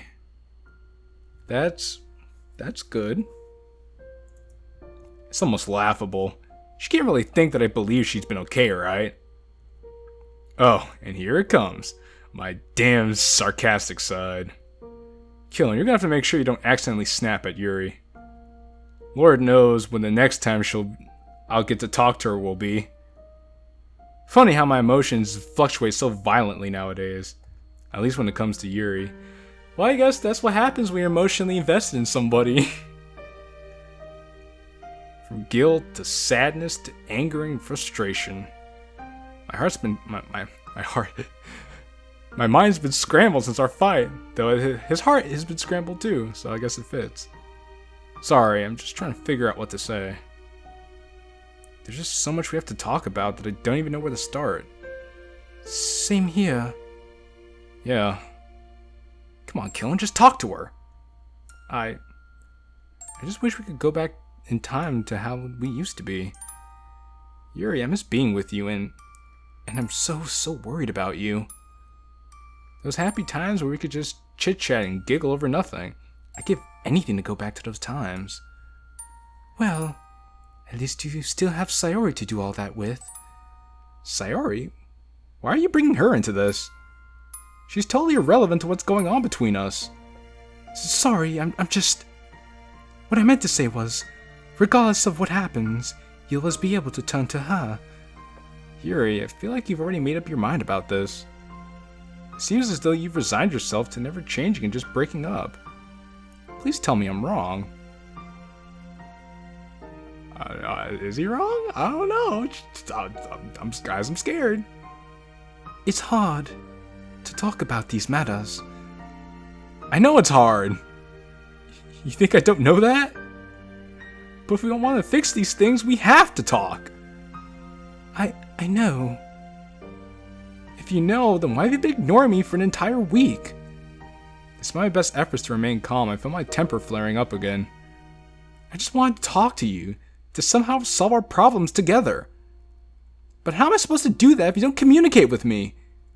Our relationship can't be saved if it's just me working on it. How do you think that makes me feel?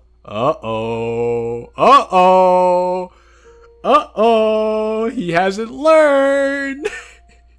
He hasn't learned from his previous conversation with Yuri on the rooftop. Oh, wait, actually, no. I take that back. Because I never had that conversation on the rooftop. Not in this timeline. Look, I know you have your own problems that are probably outside of the realm of my comprehension.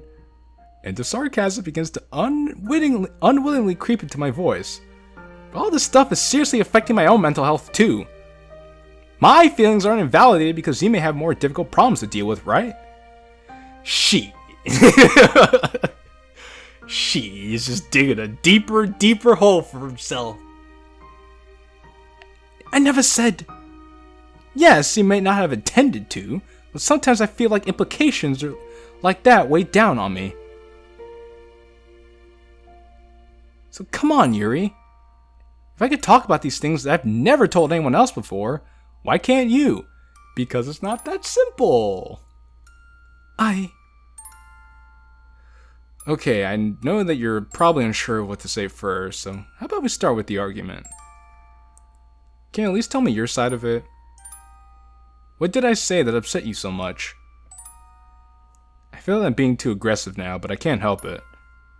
It's as though I have to get the answers out of her while I still can. You wouldn't understand. Have you not been listening to a thing I've said?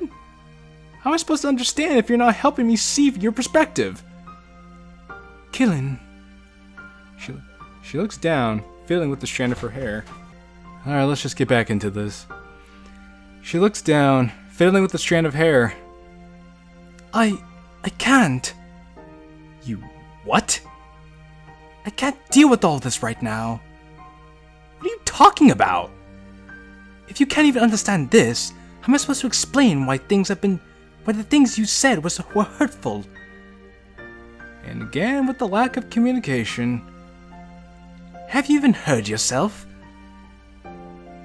Do you know how much you've been pushing me in this conversation? Look, I'm sorry if I'm being kind of blunt right now. But what else am I supposed to do? I've already tried giving you space and playing the good cop, so you can't blame me for being more assertive this time. I wouldn't call this being assertive. No? Then what would you call this then? Yuri, just forget about social constraints and politeness for a moment. Even if your honest feelings are going to hurt me, I want to hear them. If you believe politeness is the only thing stopping me from talking, you must not know me as well as you thought. Huh? But that's besides the point. Okay, but I'm serious when I say that you can lay it on me. Qilin. Just tell me what you're thinking already! Can you stop attacking me for 1 second? Attacking? Sorry if it feels like if I'm attacking you, but it's the only thing that seems to have worked so far. What do you want me to do then? Not say anything? I want you to do what you've been doing all along. That is, until our argument. But I clearly didn't make too big of a difference acting that way. All this time I've been trying to gently nag at you to open up, and go to therapy and actually do something to fix your problems. But look at where we are now. So now you finally show your true face. What? I should have known that no one could be that kind and patient towards me. All this time you've just been a fair weather friend, or should I say boyfriend. What are you going on about? You can't handle a relationship unless everything is happy. Back then you let me believe that you support me no matter what. Even when you knew that I was bullied, even when you found out how much of a freak I am. everything was just a lie, I guess. All you wanted to do is dump me at a therapist's office to cure me. That's totally not what I was going to say at all. And what, are you going to just forget everything I've done out of love for you? I helped you do things like deliver books at school countless times. Not to mention all the times I help you talk to the cashiers and strangers. Oh, so now all this is gonna come out. Oh, okay. Alright. Oh, and don't forget all the phone calls I made for you too. Oh, now he's throwing all of that back at her to make her feel even worse about herself. Dang, wow. So that's okay. Wow. So that's where all that stuff comes from. Also, Qilin is being very unlikable right now. I just gotta be honest. He's going full douchebag right now. Like, I understand he's upset, but he's past the point of righteous indignation. Right now, he's just being a bully. Every single time I try to support you and have your back, even during the times when you were wrong. I stood beside you through thick and thin. I had to think of dozens of pep talks on the spot. All just help you feel better about everything. Yuri looks down, unable to meet my eyes anymore. Some emotion, guilt maybe, or shame, clouds the violet of her irises. And all my talks of therapy, well, what else am I meant to do here? Do you really think self-harm is something I'm experienced with? How did you find out about your scars by accident? You didn't tell the other girls or even your parents, so... Qilin, do not talk about my parents. It's kind of scary. The way I could almost tangibly feel Yuri's mood spike from bleak despair to anger. Still, I can't seem to stop myself from pressing on. Why not? Don't forget I comforted you about that too. And you know what? You didn't communicate with them. If they couldn't even help you, what am I supposed to do? You know nothing about the relationship I had with them. You know what? You were right. I'm starting to believe that I don't know much about you either. And I don't even know why our argument happened in the first place, or how this conversation turned into another argument. Scorn laces her voice as she snaps back at me. You know some of my darkest secrets, yet you're still insistent on insisting that you know nothing about me. Yeah, I am! Because apparently nothing's changed since the very beginning.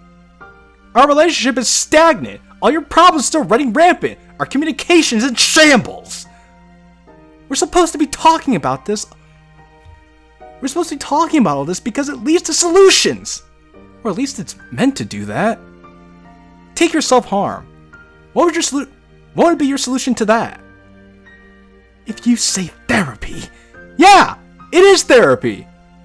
But surprise, surprise, you don't want to try it.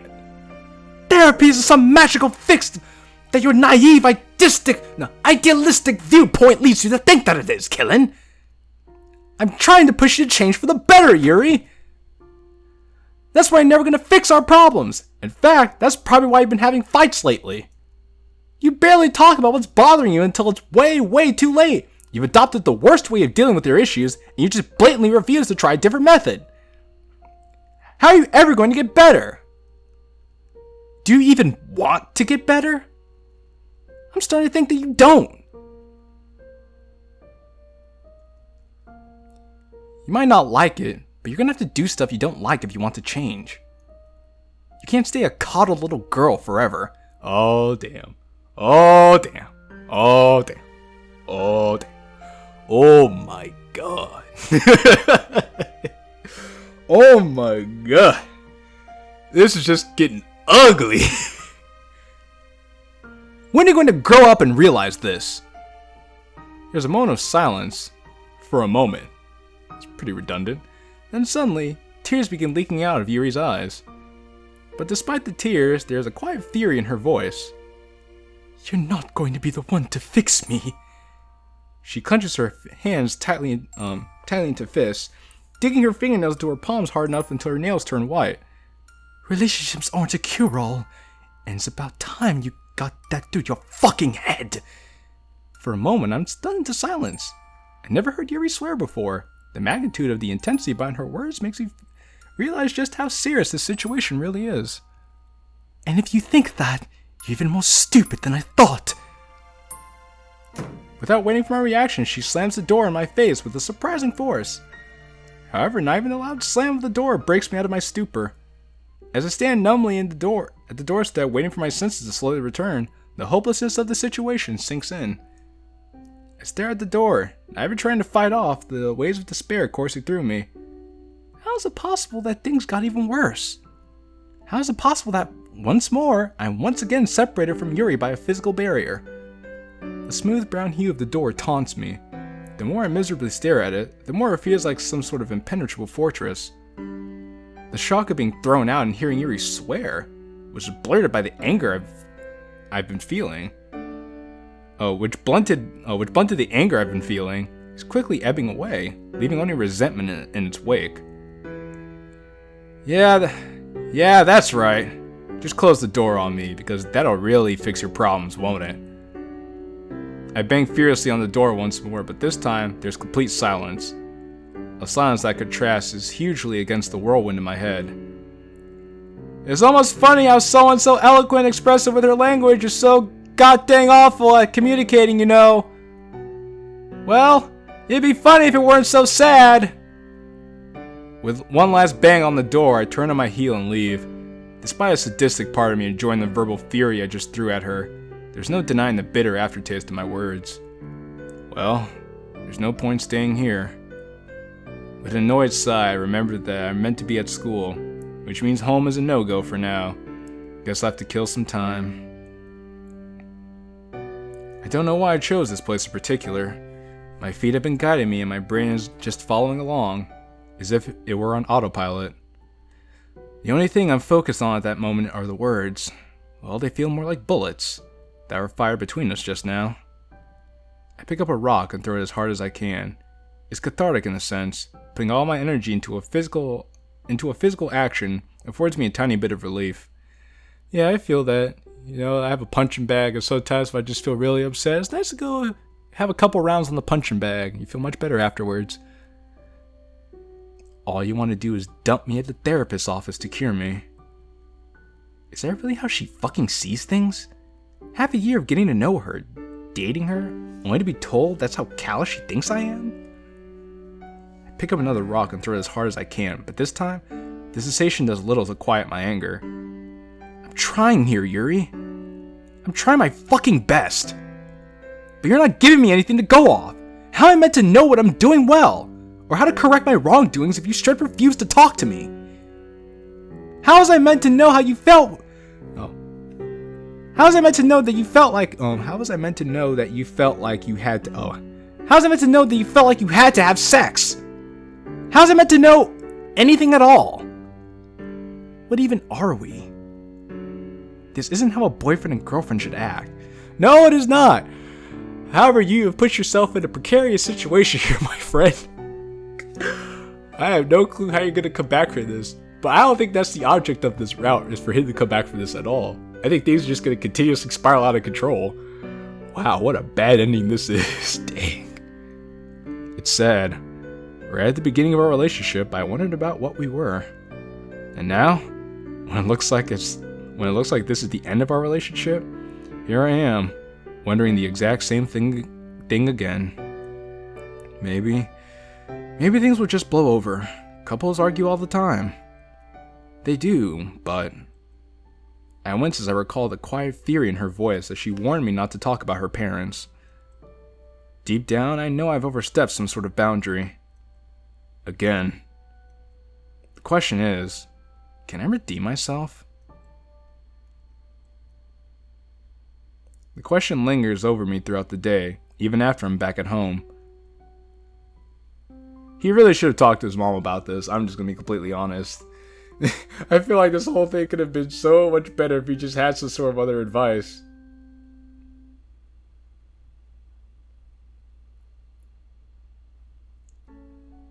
Qilin, you're gonna be late for school. I ignore her voice as I lie in bed, staring dejectedly at the ceiling. Sleep barely came to me last night. A given, really. And besides, school is the last thing on my mind. I know for a fact that if I went in, I wouldn't even retain any information. Plus, having to face a suspicious look on the other girls' faces. Nah, school is definitely a miss for today. I can't imagine Yuri would want to go to school either, so I can't even use school as an excuse to see her. Even if she did, based on last time, she wouldn't talk to me anyway. Footsteps grow louder and louder outside my room, and I brace myself for the lecture I'm about to receive. To my surprise, even though Mom comes to the door, there's no immediate scolding. As I take my eyes off the ceiling and notice the concerned look on Mom's face. Qilin, sweetheart, please. I hate seeing you like this. I never would have imagined your problems with Yuri were this bad. Just talk to me. Well, it looks like I'm both the giver and receiver of that command. She sits down at the foot of my bed. Did you two break up? I don't know. I think she hates me, Mom. Tears threaten to escape from my eyes, and I'm in half a mind to hide them, while the other half is tired of holding in how much this is affecting me. Yuri won't even talk to me anymore. I tried talking to her yesterday, but we just had another fight. What was this fight about? I close my eyes as another sigh escapes me. Just the same stuff as our fight last weekend. I tried being patient with her, but some of the stuff she said just really pissed me off. You're still not giving me much information. I really want to help you, but I just can't if I don't know the context of the argument. I know. I really appreciate you trying. Can we talk about this a little bit later? I didn't get much sleep last night. I'm feeling really drained. But this means missing school. Yeah. I know what you're thinking. I wouldn't even be able to remember anything if I did go in. She doesn't look happy, but I can at least tell that she's at least thinking it over. I'll allow it on one condition. What? Promise me to at least talk to someone about this, okay? If not me, maybe Sayori? It's just not healthy to keep all this to yourself. I can't let you just bottle this up. It leads to all sort of destructive behaviors. It's hard enough seeing you not being able to face going to school. Okay. I'll see how I'm feeling later on, okay? Alright, if you need me, you know where I am, okay? Sleep well. I'll try. The rest of the day passes with mundane slowness. For the most part, it's proven to be very uneventful. After catching up on sleep, I could definitely say that I feel better, at least physically. Despite the boringness, the day has given me a lot of time to think. Namely about the promise I made to Mom just a few hours ago. She's right. Maybe I should call Sayori over? Even though she can't fix anything, I can't deny that her presence alone makes me feel a little better, if only for a few moments. Well, it's half past 6, so maybe she should be home. Before I get the chance to reach for my phone, however, a light knocking sound fills the room. Qilin? Do you mind if I come in? Sayori? Yeah, of course, come in. The door opens, revealing a very concerned-looking Sayori. She wastes no time coming up to me and enveloping me in a warm hug. Your mom told me you were feeling really sad, so I came here to try to cheer you up. Oh, well, that's really sweet of you. I was actually thinking of calling you over. Funny how that works out. So, talk to me, Qilin. You weren't in school today, and I was really worried. It doesn't really matter. I'm just being silly, that's all. Sometimes I don't even understand myself. I just admitted that I should talk to her, and yet, when she's here, I don't want to cause a fuss. It does matter, though. Look at how it's affecting you. Please don't think that your problems aren't worth anything, okay? That's my job. Now, can you tell me what happened between you and Yuri? She gently squeezes my hands, and my breath hitches in my throat for a moment. I look into her eyes and find nothing but warmth. Okay, but you have to promise that what I tell you stays between us, alright? No one else can know about this. Not Natsuki, not Monica, and definitely not Yuri. Okay, I promise. I can't shake off the feeling that I'm somehow about to betray Yuri. But I have my own needs as well. If I'm going to talk to someone about the issues we're having, I'm going to need to be 100% transparent. You should really tell his mom about this too. In fact, he should call both his mom and Sayori coming right now if he's going to do this. Because they both love him, they're both going to be there for him, and he could afford to use the advice of both of these individuals. Do you remember when you found me and Yuri in the girls' bathroom last week? She nods. Well, Yuri was... Last chance, Qilin. She was cutting herself. Sarah's reaction exactly how I imagined it would be. Shock and sadness. Huh? She cuts herself? But why? It's basically a kind of coping strategy for when she feels really stressed or overwhelmed. That's so sad, though. I had no idea poor Yuri was going through this. She tries very hard to hide it, so don't feel too bad. Besides, I only found out by accident. But that's a really bad way to deal with stuff, isn't it? Shit, don't I know it. I heave a sigh. As nice as it is to find someone who agrees with me, Sarah's affirmation drives home my helplessness. Yes, it is. I've been trying to nag her to try therapy, but that's basically caused 2 huge fights we've had. She just thinks that I'm naive and stupid, and that I see therapy as some magical fix to her issues. I get that it won't be easy for her, but she's not even willing to try it. How long has she been cutting herself for? Like a couple of years. It wasn't too bad. It wasn't too bad up until her parents died. Wait. What? Her parents are dead? Oh my god! I need to comfort her, Qilin. There's really no point in doing it now. It's not like she'll respond for you. But I feel awful for her. All this time, she cuts herself and her parents are dead and I've done absolutely nothing to help her. How are you supposed to know? It's not like she told you. It's not like she's asked for people to comfort her. Yuri's living her own life. She was trying to feel better by making new friends and eventually cultivate a relationship with us. But then that turned sideways. That's not your fault though, is it? She's kept this stuff from you, so it's not like you did it deliberately. If it makes you feel any better, I only found out that she cuts herself by accident, like I said. I know, but... She bites her lip but looks down at the floor. Anyway, now that you know about her parents and her self-harm, I guess I could tell you about what caused their arguments. Well, are you going to tell her that Sayori herself was also a reason why the argument started? Are you going to tell her that part too? With a heavy heart, I recall what was said during our first argument. So she feels jealous because we hung out together? Yeah. She always thought that you'd make for a better girlfriend, and that she couldn't make me as happy as you do. I've reassured her many times that you and I are just good friends, but I guess she doesn't see it that way. There's a pained look on Sayori's face. I'm really sorry, Qilin. Don't be. Nothing is your fault. If there's anyone I'm really pissed off with, it's those bullies who used to prey on her insecurities. I guess years of being bullied really changed the way she sees herself, and it really fucking sucks. So yeah, that's basically what happened. You saw how awkward things were between us at school, so I gave her a couple of days before I tried talking to her again. And next, well, you could probably guess how that went down. Another painful recall. You guys are really in a pickle, aren't you? Yeah. You definitely could say that. I don't really know what to say. Well, at least that's when you know things are really bad. Not even when you can say something positive about it.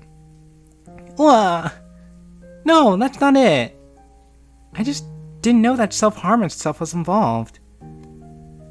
I know. I'm only messing. Well, sort of. For what it's worth, Sayori, just being able to talk to you about this stuff is really being helpful. I still don't really know what to do, but talking has really helped. Really? Because I didn't even do anything. Well, it's because he had balled up all of this stuff. All these feelings of anger, frustration, and sadness, and guilt, and confliction. He finally got to release it. And that release of all that built up tension, he's just able to relax. You don't need to. Just being around you, and you being you, helps. sorry about that. Got a phone call. Yeah, your boy just keeps getting interrupted. But the show must go on, am I right? So, thank you. That's okay. I'm glad I was able to help, even if I couldn't do much. Although, I can't help but feel like I just betrayed Yuri's trust, you know? By telling you about her deepest secrets. Don't feel like that, Qilin. Your intentions were good, and that's what counts. You opened up to me because you wanted to help her, right? That's definitely part of it, yeah. But I was selfish too. Huh? How? I wanted to help myself as well. My head felt like it was going to explode because I was keeping all this stuff within me. And I wanted some release, even if it meant exposing Yuri's secrets like that. I hang my head in shame, but Saira gently clasps my hands in hers and smiles at me. I mean, I understand how he's feeling, but it's got to the point where if it's negatively affecting him this much, something needs to give. Especially if Yuri isn't gonna give for him, he's gonna need to give for himself. Like, because if Yuri's feeling some type of way and he's feeling some type of way, being negatively destructive and distraught, nobody's gonna help anybody. And if you're going to, and I would rather it be Sayori or your mom that you say this stuff to, because those are the two closest people in your life outside of your girlfriend. You're not selfish at all. Sometimes we just gotta put ourselves first, you know? If you didn't talk to me, who knows what would have happened if you kept bottling up your issues? You did the right thing. Besides, we're both Yuri's friends. It's not like you told a random stranger or someone mean who would have told everyone about her problems. Exactly! And I think, now that I know, I could try to help you two out. How? Well, I don't really know. But you're not alone anymore. That should help, I hope. It does. Anyway, like I said, I'm not really sure what you should do. But I could spend some time with Yuri, and maybe ask the other girls to join us. I won't tell anyone what you told me, but if we all spend some time together, maybe that'll help. It might help her take her mind off things, and also give her the time she needs to be ready to talk to you again. I think maybe she does need help, but just not from you. Ouch. Sorry, I didn't mean it like that. Nah, maybe you're right. After all, I'm not her only friend, am I? It might do her well to spend time with other people. I know she loves and values the club, so perhaps you're right. It can't hurt to try, right? I mean, I'd be impressed if your attempts go any worse than mine did. Don't say that. Things will be fine, I promise. I really hope so. Sorry, lets out a loud yawn. Oh, sorry. I didn't get much sleep last night. Go home and get some rest then. You've helped me out enough as it is. Are you sure? I don't mind sticking around if you want to talk about anything else. I think I'll be okay for now. Okay, if you're positive. She makes for the door, but before she heads out, she turns around to look at me. Will I see you in school tomorrow? Yeah. Good, because my morning walks were lonely without you. There's no one to make fun of me. She pouts, and I can't help but laugh. A genuine laugh that restores some light to the bleakness that surrounds me. Anyway, I'll see you tomorrow morning then. Although she leaves, the faint tinge of hope lingers in the air. I just hope it stays. Please be right, Sayori. Please let things be fine again. Well, I guess we'll have to wait and see. I wonder how this is going to turn out. And good golly, I have a lot of editing to do.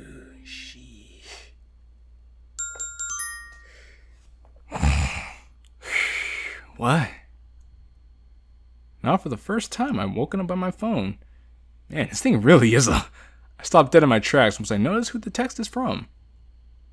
Any remaining vestiges of sleep are instantly replaced by a horrible mixture of both anticipation and stress. Oh, it's from Yuri. Holy! How long is this text? You don't have to make any more excuses for me, Qilin. You don't have to make so many excuses for such a pitiful, self-loathing freak. How truly pathetic I really am. Yearning for the past, yearning for my parents, people I couldn't even be transparent with. Maybe it's for the best that I didn't show them how abhorrent I truly am. They would have been worried and would have wasted so much time trying to convince me to get help, much like you did. But me being the selfish, pathetic person I am, I can't even do that. I can't even order food at a cafe without turning into an embarrassment. Why is that something as simple as making a booking is beyond me? I even caused you to miss school over the past few days with the worrying I forced upon you. I want to change. I really do. If there's one thing I hate about myself most, it's how pervasive my inability to function by myself runs. I grew too dependent on you. I let you do so many things for me. Because I'm a lazy, weak individual who never had any drive to actually act upon my wish to change. You don't have to apologize for any of the things you said. Do you know why? Because you were right. My arms are an ugly mess. I don't communicate at all. But it's okay in a strange sense. Hearing those words from you was a comforting sense of closure. Uh-oh. It confirmed that I always knew in my head that I really am an aberration. I finally realized that every single person who ever bullied me was in the right and I was in the wrong. Especially about you, to think that you could have changed me.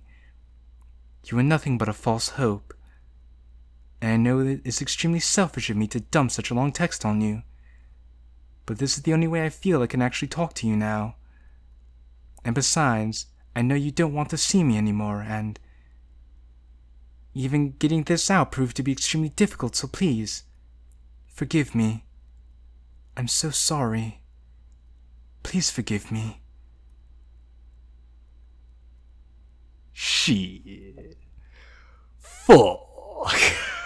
Dang, dude. She broke up with us over a text message. Oh! Oh my god. Oh man. What the fuck? For a few moments I just stared dumbly at my phone as my brain tries to process such a damning text. Part of me feels like it's on fire. Mentally my mind feels like it's going at 1 billion miles an hour. Yet another part of me feels completely frozen. What am I meant to? What? Where do I even start? Finally my hand starts shooting a response back. What I'm typing though is beyond me. It's almost as if there's a disconnect between my brain and my fingers. Yuri, you're scaring me. Please. It's not like that at all. I do still want to see you. I still want to fix stuff between us. Please believe me. Please let me just talk to you. Agonizingly slow moments pass by without a response. I waste no time in ringing her, but of course, nothing. What to do? Qilin? Huh? Sayori? I crossed the room and opened the door. What are you doing here? Well, I wanted to make sure you came to school today, of course. I realized you might still be feeling down, so I came over again. I glanced back to my phone lying on my bed. It's still lying suspiciously silent. What's wrong? As always, Sayori's quick on the uptake, noticing where I'm looking. Oh, did Yuri message you? Did Yuri come to school yesterday? Yeah, but I didn't even wait for her to finish before I started heading to the bathroom. I've got to see her today. I've got to sort this out for good. I don't care what it takes. I think this is going to be the end of you, my friend. Nothing about Sakurai's lecture is actively registering in my brain. I didn't see Yuri anywhere before my first lesson. By that point, I had to reluctantly stay. It looks like she isn't in. God dang it, Sayori. God dang it. Sayori said she came in yesterday, so of course I had to assume the same would hold true for today. But you know what they say about assuming. Finally, lunchtime. I pack my bag at like speed and rush over to the door. But just then... Qilin, may I have a moment? Dang it! Is the whole world against me today? I somehow managed to suppress my boiling emotions before turning to Sakurai with a strange smile. Sir? Don't worry, I don't intend to hold you for long. Then get on with it! Qilin, is everything alright with you? You haven't been paying any attention in class, and you look rather stressed. No, everything's not alright. Yes, I'm fine. Thanks for asking. I know I'm just your teacher, but if you can talk to me if need be, alright? Okay, thanks. Sorry, I just, really need to use the bathroom. I was rushing too much to go this morning. I was holding it in until now. Oh, in that case, don't let me stop you. With a wave back, I rocket off to the club room. Sorry, Sakurai, but I really have to hurry. I burst through the door and waste absolutely no time with my questions. Have either of you two seen Yuri? No, I don't think so. Neither have I. She's not in today. Qilin, we really need to talk. I don't even let her finish. I just bolt. Qilin, where are you going? Sorry, you said you saw Yuri yesterday, right? Yeah, why? Was she okay? Like her sleeves, did they look different at all or anything? Her sleeves? I don't think so. But she looked really pale, and to be honest, she barely spoke to us. Although she did ask where you were. And then? Well, we told her you didn't come in today, and she left. She muttered something about needing the bathroom and didn't come back. The wave of fear that shoots through me at a sickening speed almost makes me ill. Tell the others I've gone home. Huh? Why? Qilin, did something happen to Yuri? I've already started to make my way to the end of the corridor. Sarah's concerned face barely even registers in my mind. Yo, if what I think happened to Yuri happens to Yuri, bro, what a dark turn this mod took. Stop asking so many fucking questions and just do it! Desperately trying to fight off the feeling I'd made an awful mistake, I whip out my phone and urgently flip to Yuri's number. Come on. Nothing but the damning sound of the dial tone droning on and on. I don't care if I have to break down her damn front door. I'm going. Before I'm even able to approach the door, I heard a sound that I've been yearning to hear for what feels like a very, very long time. In a flash, my phone has been whipped out and answered. Yuri! I read your text. Please, just let me in. I'm outside your house and... My voice dies down as I hear sobbing coming from the other end. It's like, I miss them. I miss them so much. Yuri? Calm down. Just talk to me. What's... I'm scared. I'm scared, Qilin. Qilin, what have I done? I don't know if these ones will heal. Oh my god. Oh my god. Oh no. You're scaring me. Yuri, you're really scaring me. Are you home? Please just open the door. I'm right outside. I can't. I wasn't thinking. I didn't mean to. I'm so scared. It isn't meant to hurt like this. It isn't meant to hurt like this. I just want to see them again. Yuri? Yuri! Hold on, Yuri. I'm hanging out for a second to call an ambulance, but I'm coming right back after. Hang on, okay? I didn't mean to.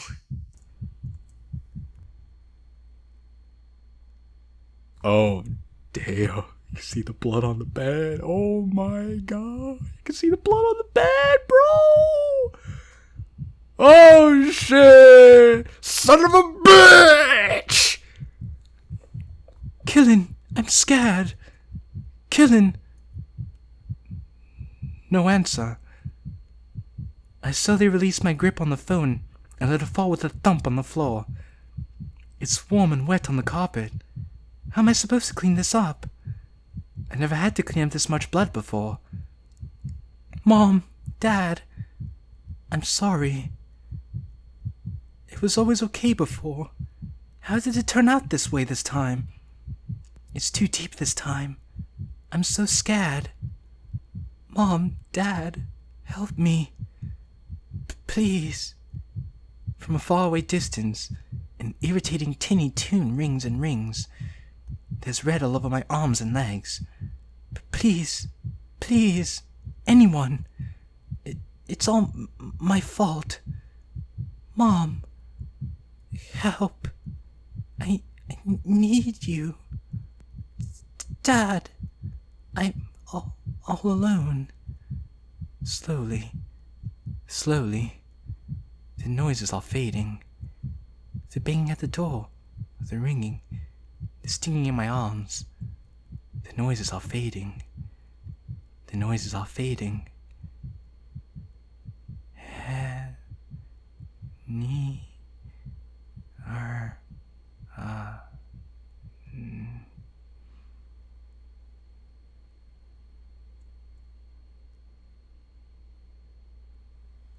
Shit!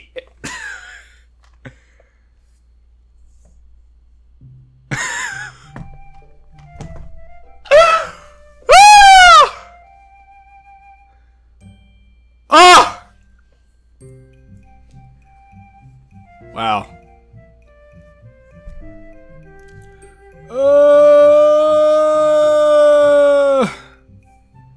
Oh my god, they really know how to write a bad ending. Dang. Oh my god. Oh! Woo! So, let me know what you guys thought of everything that transpired. I did not think I was going to be in for this kind of a treat. Dang. Wow. Dang. Ooh, man. Oh my god. Oh god. Ooh. Woo. Alright, well. I really don't have anything else to say. I'm gonna need some time. I'm gonna need some time to relax. Let me know what you guys thought about what happened in the comments section. Feels bad, man. Feels bad. It's been real. It's been something. It's your boy JQilin. Ciao for now.